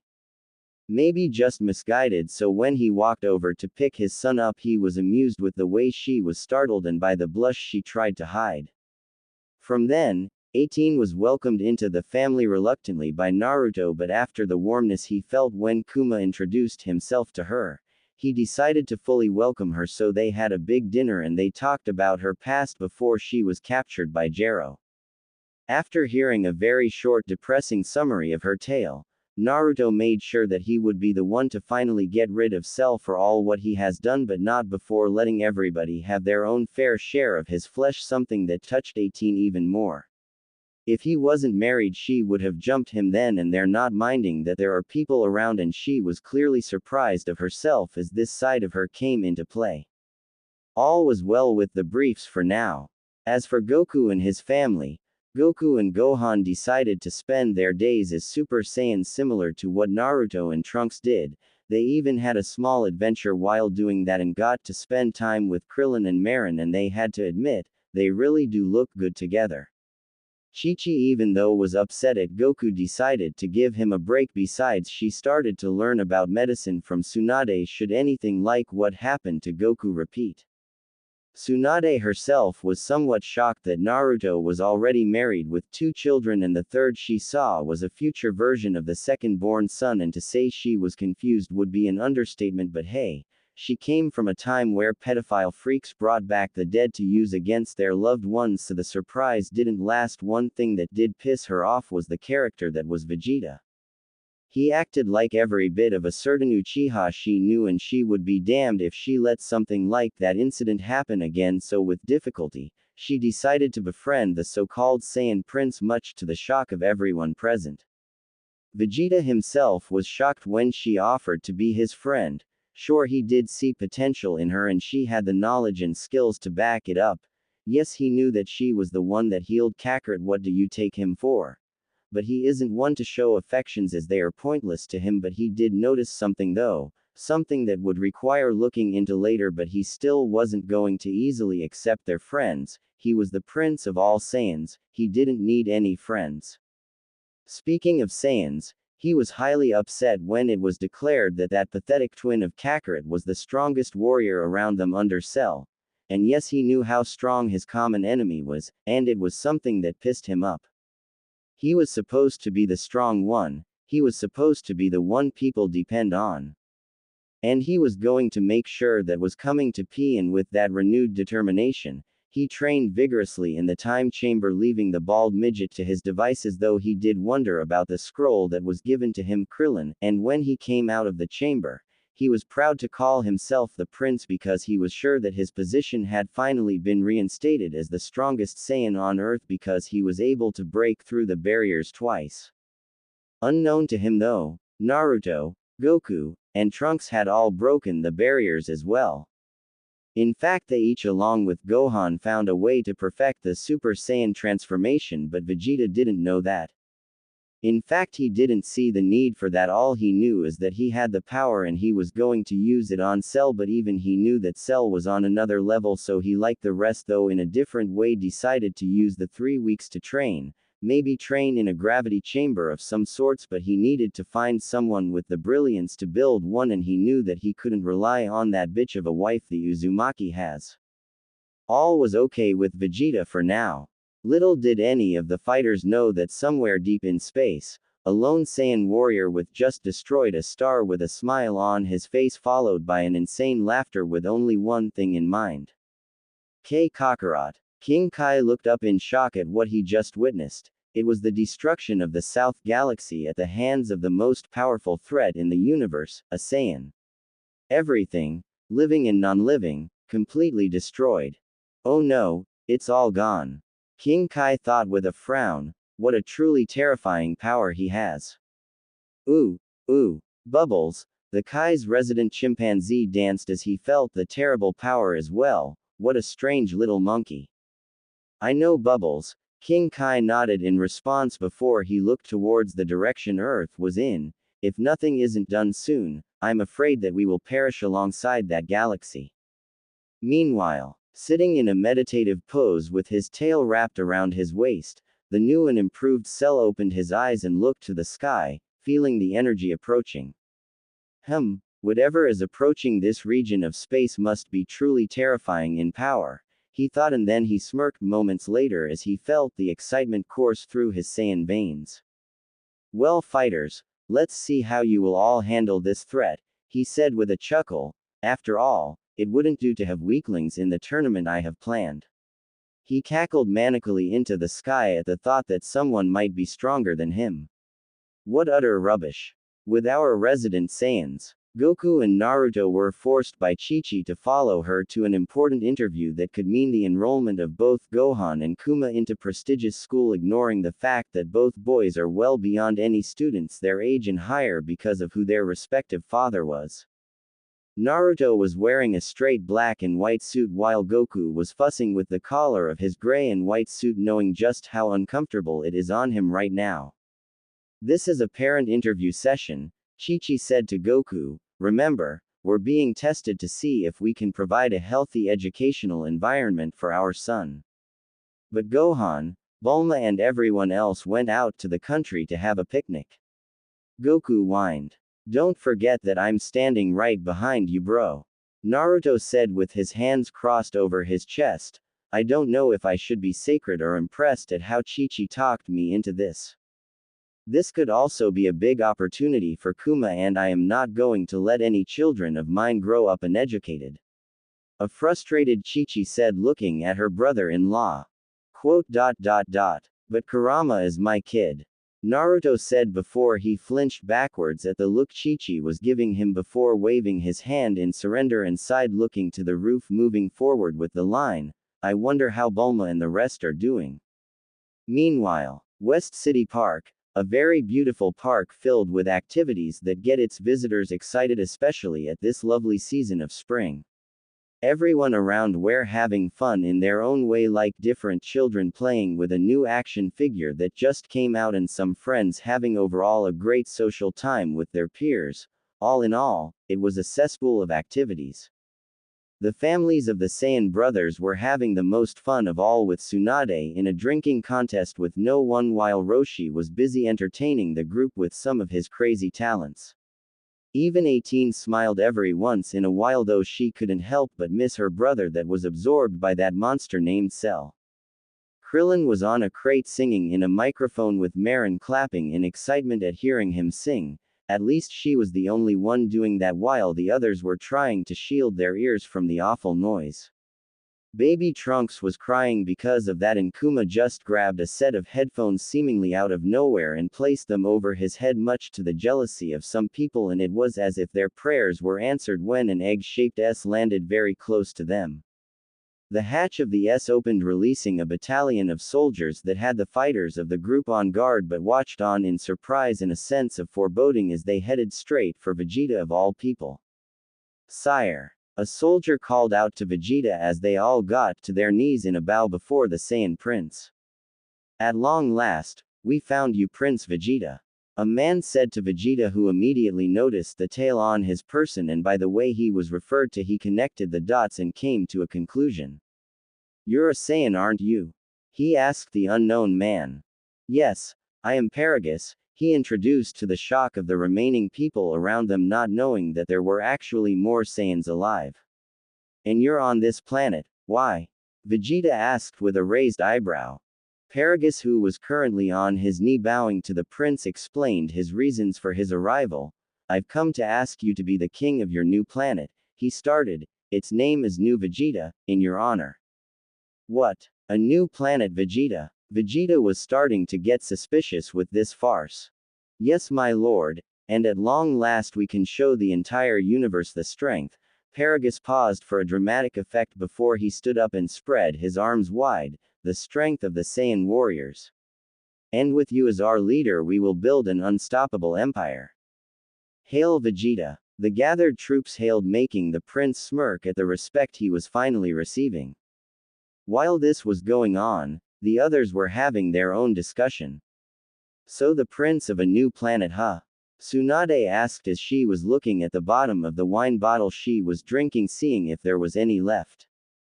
I think something's up, Trunks observed with narrowed eyes, while Kuma was thinking. What if this was just an entire ruse hidden behind another plan? He asked with his finger scratching his chin while his tail was wagging behind him. I think we better go to find out what's up. Gohan concluded, and he led the team consisting of himself, Trunks, Krillin, Roshi and surprisingly Oolong into the S that was just closing its hatch, leaving a group of worried females and a 5-year-old looking as the S took off. Stay safe, guys. Kuma wished his friends as he saw them leave the planet's ground. Meanwhile, dropping everything that was unimportant to him right now because of the mention of the threat level of his possible opponent, Goku was currently sitting and scarfing down the plates and plates of food in front of him. Boy, Naruto got the short end of the stick in this one, that's for sure. So, there's a Super Saiyan in the South Galaxy, is that right? Goku asked as he tried to bite a piece out of the leg of a boar. Actually, he's already torn off most of the South Galaxy, King Kai clarified, disgusted with the way his student was eating. He's on course to hit ours next. Oh, and what I'm really afraid of, Goku, is that he's stronger than both you and your brother. King Kai finished, causing Goku to get really excited. Really? That's so amazing. Goku exclaimed, getting up from his sit, doing a couple of stretches in anticipation for the fight he is about to get in, while King Kai frowned. This is not the time to get excited. He scolded. This is in the bad thing category, Goku. Oh right, Goku said as he was finished with his stretching before he stood straight. Where do I go to find him, King Kai? I'm not sure. Hey, I know. I'll search for his energy traces and use it to track him down. Goku then uses the stance for the instant transmission technique and scans out the entire southern galaxy, and was shocked at the power he felt before that shock turned into full-blown excitement. That's definitely Saiyan energy even in its weakened state. He turned to Bubbles with a smile. See you both soon. Before he left with his instant transmission, traveling between galaxies hoping to find this threat and put an end to it. Appearing in a ruined planet, Goku looked around. I just missed him, but for him to leave such a strong trail of energy behind, that's unheard of. He thought, sensing the energy traces left behind here. Whoa, this is unreal. Maybe King Kai was right, this guy just might be stronger than any of us. Meanwhile, it was a frustrated and annoyed Naruto that sighed as he entered the door to his house, wiping off the sweat he had from his forehead before he took off his suit over his black spiky hair. Walking into the kitchen, he saw the blonde android sitting down, leaning her head on the table with only a tank top and a pair of black shorts. She turned and saw that it was Naruto, who entered as she was changing the channels in the TV. Hey, how was your meeting? It was okay, until Goku had to bail on me. Naruto said, opening his fridge, bringing out a drink while his tail was loose. He closed the fridge and walked to sit down with the android and opened the can drink before he drank out of it. How was your day? Well, it was okay if you count that bald guy singing in the karaoke. Bald guy? Oh, you mean Krillin? Naruto asked as he figured out whom she was referring to, much to her shock. How were you able to point that out so quickly when there are at least 3 other bald guys we know? Well, there's Piccolo, but I can't see him singing, especially when he's busy at the lookout. Naruto started to list as he ticked off his finger. And then there's Tien, who is probably off training in some icy glaciers or a waterfall, and Xiaosu is always with him, so they don't count, leaving us with Krillin and Master Roshi. How come you didn't pick Master Roshi? 18 asked, curious about that. Well, he's old, so his voice box could have a few problems if he did choose to sing, so that leaves only Krillin, and I see him doing that to try and impress his dumb bitch of a fiance. Naruto concluded, and 18 agreed with the dumb part about Marin. But you have to admit, they do make a good couple. 18 commented, and Naruto had to agree with that. What about you? Naruto asked. Have you decided what name you want to give yourself? Why are you so adamant about me having a name?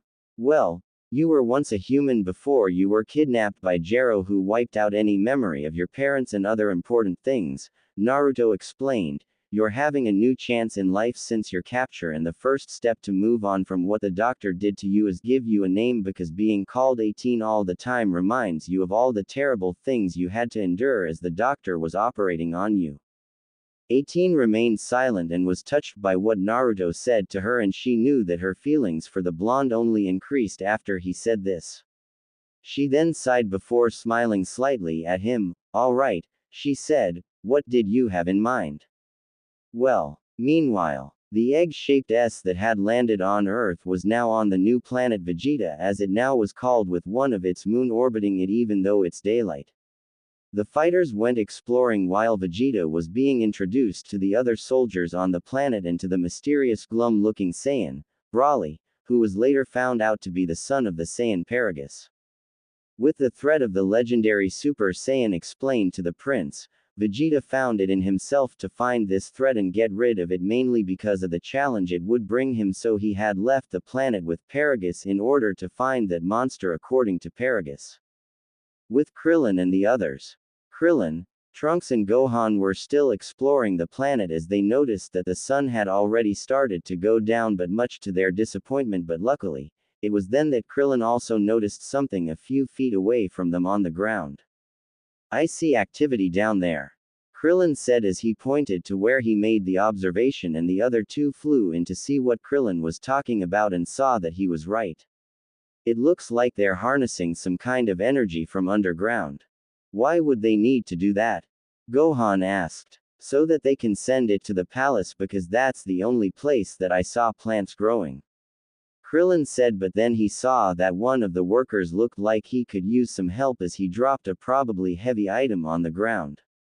Krillin flew down to help the worker up, but instead of expecting the reaction he thought he would have, he was given the opposite, as the younger one whom Isted to help his grandfather spoke out in defense. I'm sorry, we're not goofing off, Grandpa is not feeling too well. It's okay. Gohan replied as he, Trunks, and Krillin landed in the work site with smiles plastered on their faces. We're not your bosses or anything like that. It seems kind of pointless to try and build anything on such a ruined planet. Gohan pointed out with a curious face. It is pointless, the worker agreed. We were brought here after the Super Saiyan destroyed everything on our home planet. Trying to pick up something twice as heavy as its size, it continued, we work all day and they hardly feed us, those Saiyans are heartless.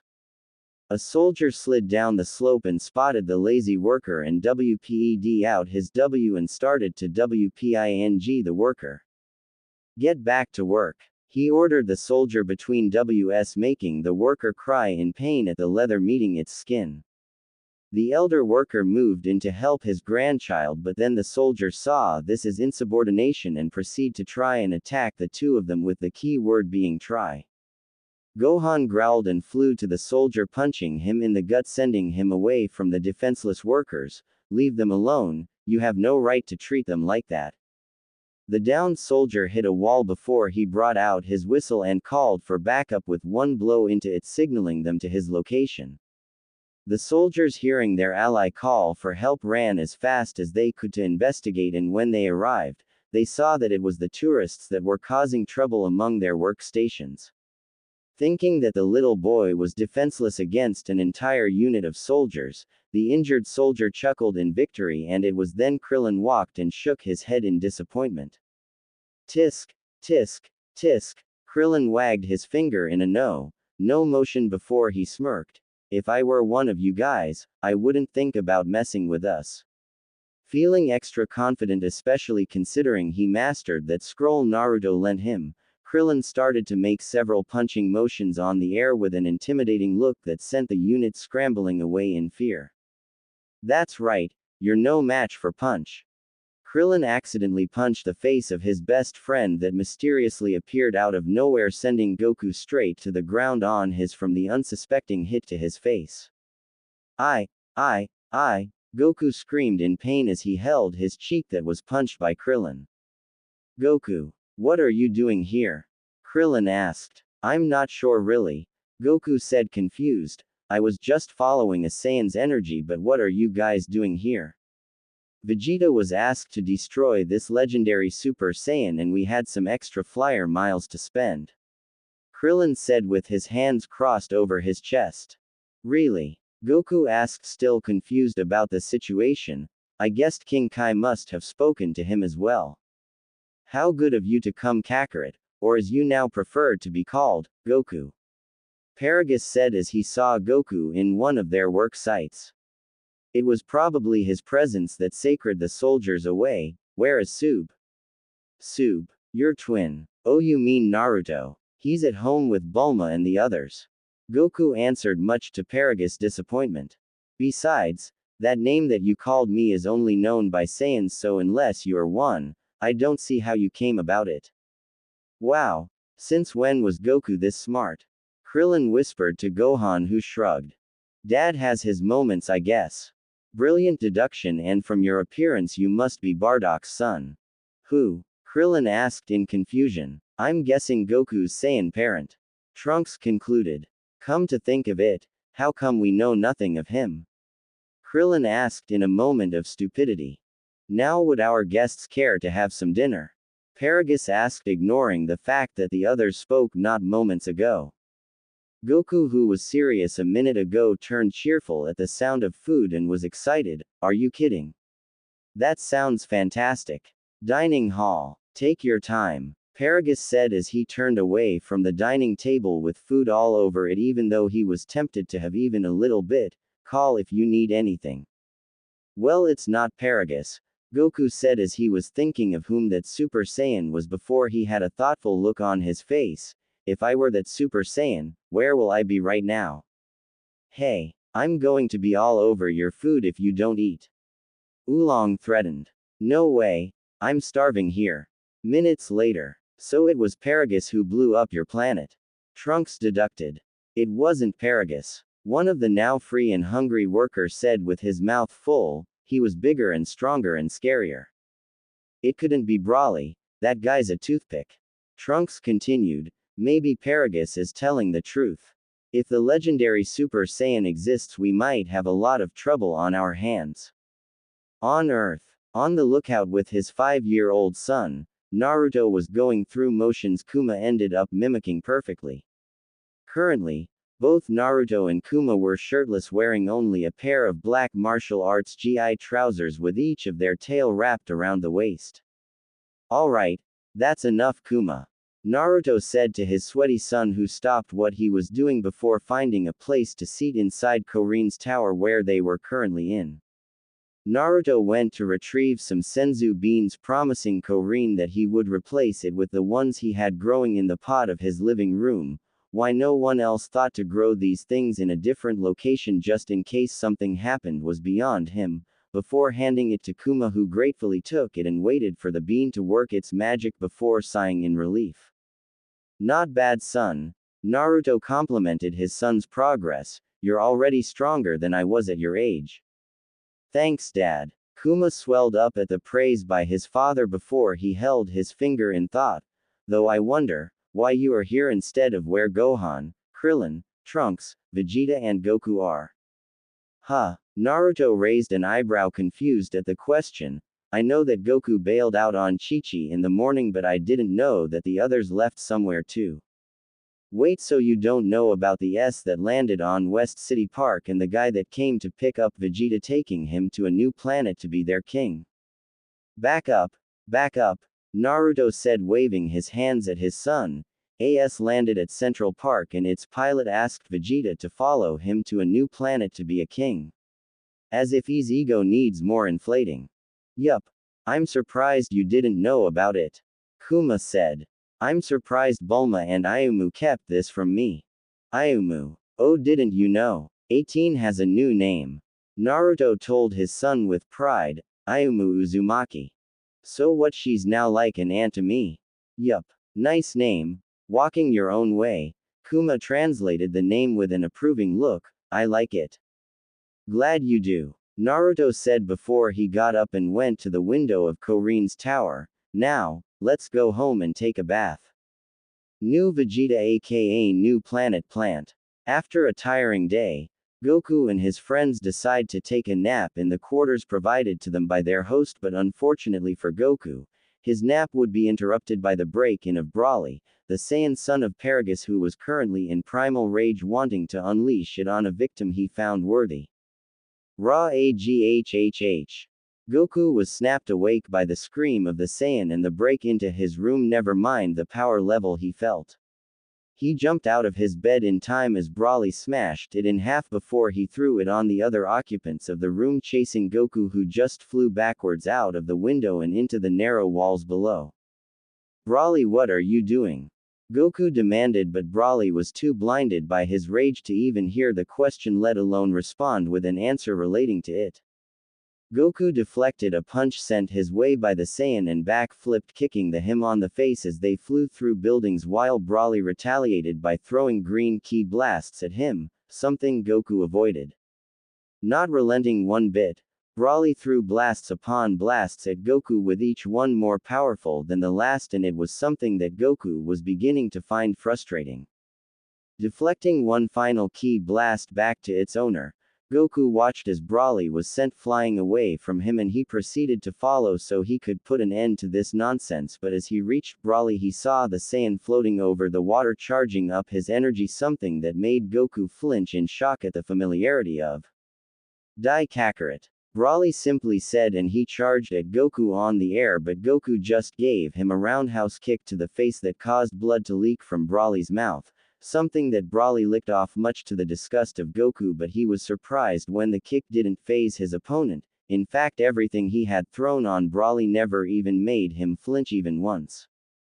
With a swipe of his hand, a wave of green energy blasts rained on Goku, who managed to do his best to avoid every one of them before he gave Broly a punch that didn't seem to faze him as well.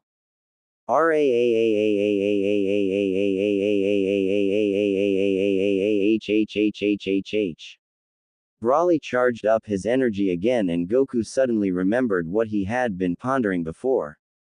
"That's the energy I was following," he said as he watched Broly seemingly get bigger and bigger before he started to cackle manically, but Goku was confused at the appearance of Paragus, who held some sort of bracelet and pointed it towards Broly, who seemed to ignore his presence, and he was shocked minutes later when Broly calmed down and reverted back to his normal state, reducing his size back to normal before he left with his father. "It's him," Goku confirmed, "the legendary Super Saiyan." The next day, "Sire, wait," Paragus pleaded to Vegeta as he was walking to the S after a disappointing search for the so-called Saiyan of Legends. "Wait, King Vegeta, please don't go." He moved in front of Vegeta on his knees, still pleading to the Saiyan Prince. "What? My lord, we found him," Paragus started. "We should be able to pinpoint his location by tomorrow at the latest." Vegeta growled before walking away from Paragus, but then turned at the raging Broly and ordered, "Come on. What are you waiting for? Kakarot. Vegeta. Vegeta, are you in here?" Goku called from inside the S. "I'm getting tired of waiting on you." Vegeta growled at the incompetence of his so-called friend, but then listened as his voice turned serious. "Vegeta, you don't have to go anywhere because the Super Saiyan you're looking for is right here. You have no idea of what you're talking about," he snarled out to Kakarot, who just landed in front of him flying out of the S. "Paragus, either you tell him or I do," Goku demanded to the father of Broly, who just smirked before he started to laugh madly. "So you finally found out about my plan, What plan?" Goku asked, confused as to where this was going. "Just tell him that Broly is the legendary Super Saiyan." "Oh, I'll do more than just that. In fact, let me tell you why I called all here." Paragus started to explain his plan, of which during the explanation, Trunks, Gohan and Krillin arrived. When Paragus was done, he walked past Broly, who was raging, and started to walk towards Goku, turning into a Super Saiyan in the process, making Goku and the others to stand on guard, much to the pleasure of Paragus.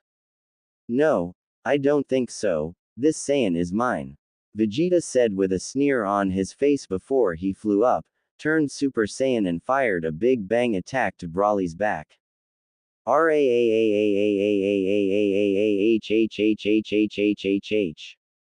Broly screamed in rage as a green hue started to appear around him when he was charging up his energy, much to the fear of everyone around him. Laughing manically, Broly continued to build up his power levels, not caring in the slightest if it upset the weather of the planet, and after a few minutes of buildup, he released his energy in a giant explosion, and Vegeta was scared stiff at what he saw and felt in front of him. Broly was currently in a form with a muscle M similar to that of the Ultra Super Saiyan, but Vegeta and the others could tell that wasn't the case. His pupils and iris vanished, making him look more maniacal than he already is, but that isn't the only difference. The power they all felt coming from him was frightening, especially since they were directly in front of him, making that feeling of dread appear in all of them, but that didn't mean they will let their guard down for 1 minute.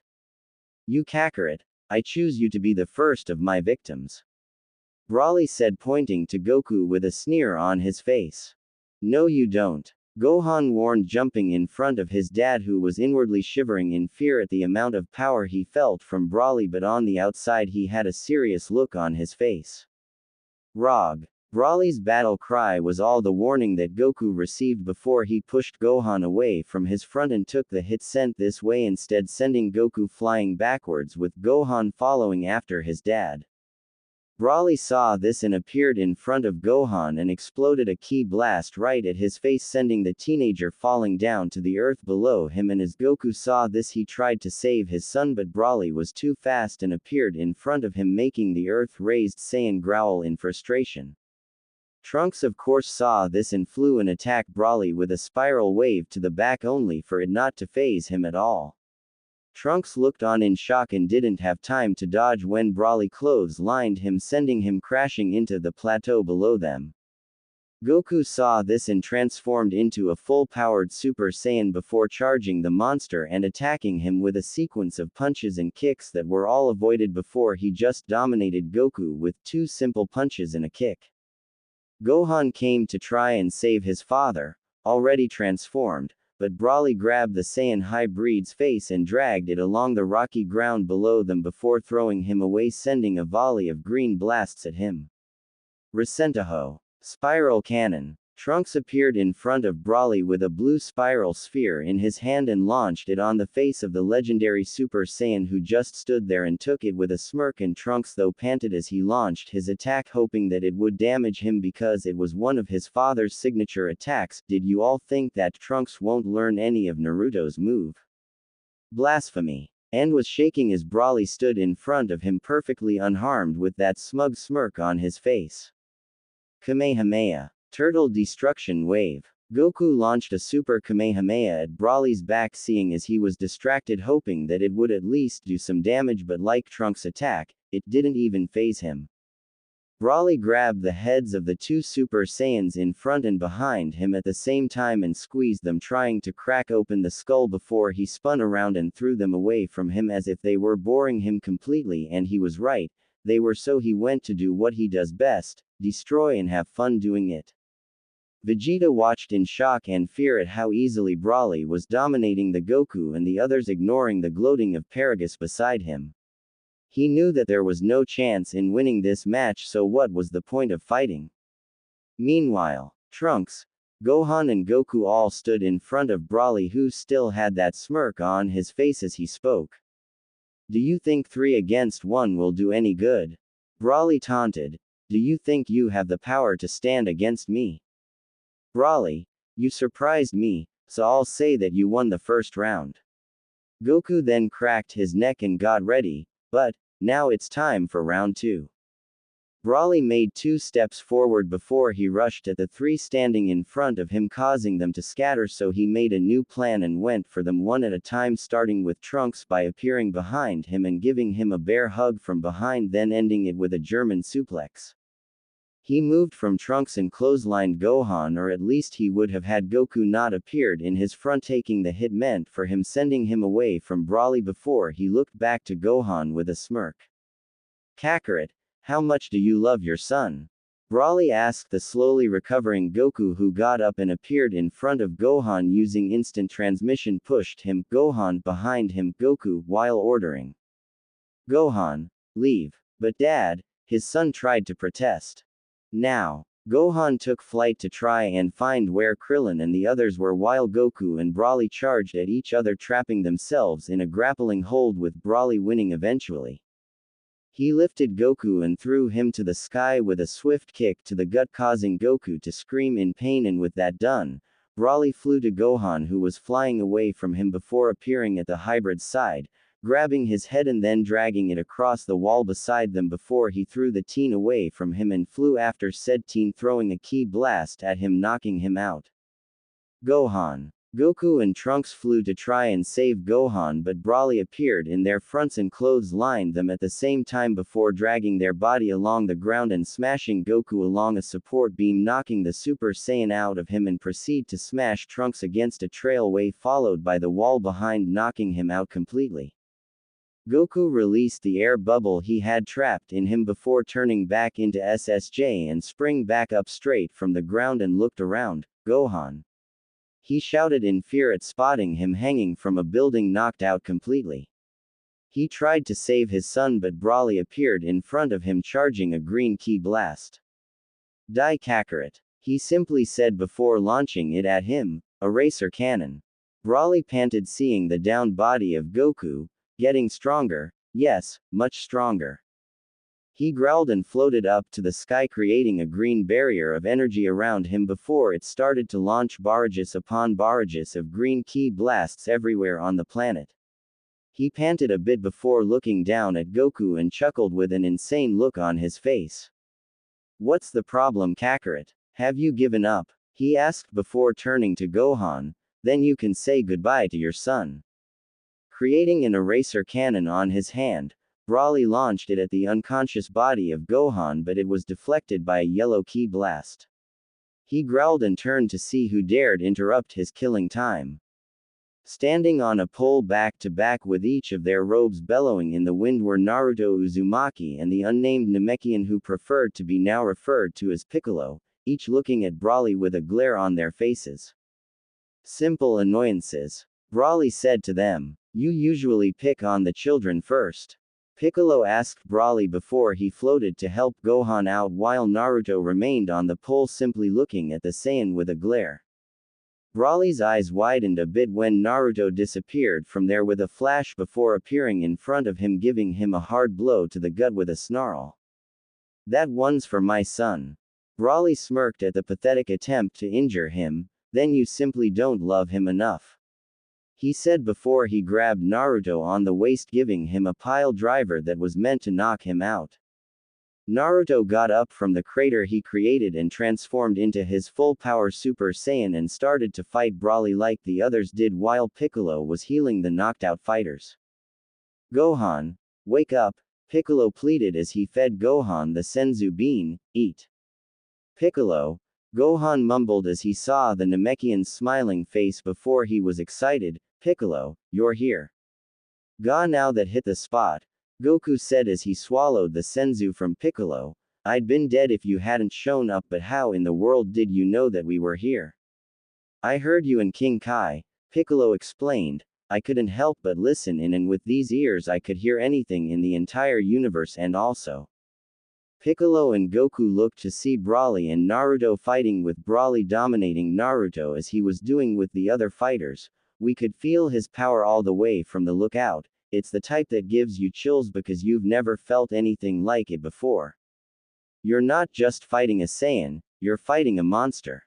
Naruto pushed himself from the ground, avoiding Broly as he smashed the ground he was currently on before he flashed behind the legendary Super Saiyan and launched a spiral ki blast that didn't even faze him in the slightest, much to the frustration of Naruto. Broly smirked before launching a blast at Naruto, sending him crashing at the rock formation behind him, but Trunks and Gohan, recently revived by Piccolo, appeared and each launched a ki wave each at Broly, who just easily slapped it away. Goku and Piccolo each appeared in one side of Broly and started to launch a series of punches and kicks at him, but Broly just dodged each of them easily before he grabbed a limb from each of them and launched them away from him. Naruto appeared behind Broly with his hands stretched out while screaming, "Cho Resentaho! Super Spiral Cannon!" Again, the attack didn't faze Broly, who grabbed Naruto by the face with his big hand and launched another eraser cannon at Naruto's face, sending him crashing to the ground, nearly knocking him out in the process. Broly appeared over Naruto and smashed his downed body with his heavy-weighted body, making him scream in agony before he went to take care of the other fighters, dominating each of them. "I don't understand, how can someone be this strong?" Naruto thought as he felt his body ache everywhere. "He's even stronger than Madara or Obito combined." Looking up, Naruto noticed the planetary body orbiting the planet. "That's a nice full moon," Naruto thought. "Come to think of it, I don't think I've ever seen a full mo. Badump. Badump. Naruto's heartbeat started to increase and his chest started to rise higher and higher at each beat, with his shirt and robe ripping off completely and his tail twitching excitedly. Broly was busy dominating the Z fighters easily, while Vegeta still stood paralyzed in fear at the sheer intensity of the power he felt from the legendary Super Saiyan. Then something happened.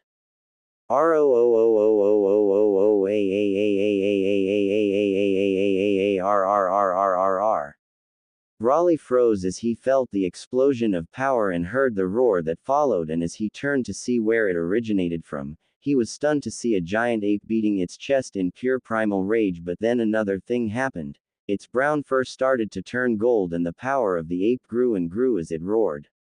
He dropped the injured body of Trunks, who was lucky enough to glance at the ape before he went to fight the ape that easily slapped him away like a fly. ROOOOOAAAARR. The ape charged up an energy wave from its mouth and launched it at Brawly, sending him crashing down into the ground below, creating a crater before he started to beat his chest and launch random energy waves around the entire planet, destroying it even more than Brawly did. Trunks, being told about the Uzaru transformation by his mother, immediately knew that the ape rampaging around was his father because he was the only person around with a tail, and so flew to try and calm him down, his rampaging father, while Vegeta looked on at this in shock. "What kind of Uzaru is this?" he mumbled out in wonder. "This power, and the fur, it's strong enough to even dwarf Brawly. Is this how strong I would have been should I not have cut my tail?" Trunks stood in front of the rampaging golden ape and stretched his hand even though it pained him doing so. "Father, stop this at once." The ape saw Trunks and roared in the hybrid Saiyan's face, sending him crashing into the ground, proving to the others how strong his roar was. Brawly got up from the crater he was sent in and flew while giving his own battle cry before charging in again at the ape, who just slapped him away like a bug. Trunks, meanwhile, who was temporarily unavailable, flew once more to try and stop his rampaging ape of a father, who proceeded to grab him and crush him. "Raahhhhh." Trunks screamed in pain at his bones being easily crushed by the monkey before it suddenly stopped, making him pant in relief. "Holy crap, what a rush," the ape said, letting Trunks go before he looked at his father in surprise. "Dad, see, can you hear me?" he tried to ask. "Of course I can. What do you take me for?" Naruto responded, gaining control of his ape form. "I'm familiar with something like this. Sorry it took a while for me to get a hang of it though." He then stepped back a bit. "Now watch as I make you gasp in awe at my awesome power." Roar. Naruto exploded in a fury of power while the others watched in wonder at what was happening in front of them. "Is that Naruto?" Piccolo asked, holding his injured hand while using his body to move towards Goku and Gohan, who were wide awake watching what was happening. "Whoa, where did all this power come from?" Goku asked. Was it wrong to suddenly feel excited at what was happening, especially seeing that it was his brother who was going through this transformation? Amazing. Gohan stuttered in awe as he also saw what was happening, and when the light died down they were shocked at what they saw and the power they felt. The upper part of Naruto's body was covered in golden fur apart from his chest and upper stomach. His hair was golden yellow like that of a Super Saiyan, but instead of it standing up, it took its normal shape, albeit longer than before, reaching his mid-back. His tail was colored gold like his fur, and he had a dark red shadow trim around his purple eyes. His muscles also grew, making his height increase by 2 inches at least, with a different aura Saiyans usually had. Yes folks, Naruto Uzumaki just broke the Super Saiyan barrier twice and entered the level we all know and love, Super Saiyan 4. The only difference is his fur being colored gold instead of red. What is this? Brawly appeared to see the new and improved Naruto standing still, closing his eyes. Naruto tilted his head in Brawly's direction and snapped his eyes open, forcing the Saiyan back with only sheer willpower, much to his shock and anger. Brawly stopped himself from tumbling in the air before he appeared in front of Naruto with a snarl on his face and threw a ki-powered punch to Naruto's face. Naruto's head only tilted slightly at the blow. He glanced at the angry Brawly and watched as he leapt back and charged up an energy sphere before he smirked and launched it at Naruto with a maniacal laughter. "Naruto!" Goku screamed in panic at seeing his brother just standing still as the sphere increased in size while it was moving towards Naruto at an alarming rate. "Father, uncle!" Both Trunks and Gohan were also calling out to Naruto in panic as well, feeling the amount of power Brawly put in that technique, but Naruto just stood there. Meanwhile, Naruto watched with a smirk as the sphere was closing in on him and took a ready position before he kicked it off into space, where it exploded, destroying the approaching astronomical anomaly set for a collision course for new Vegeta. He looked at Brawly with a smirk before turning serious. It's time to end this, Brawly. Naruto said before he disappeared.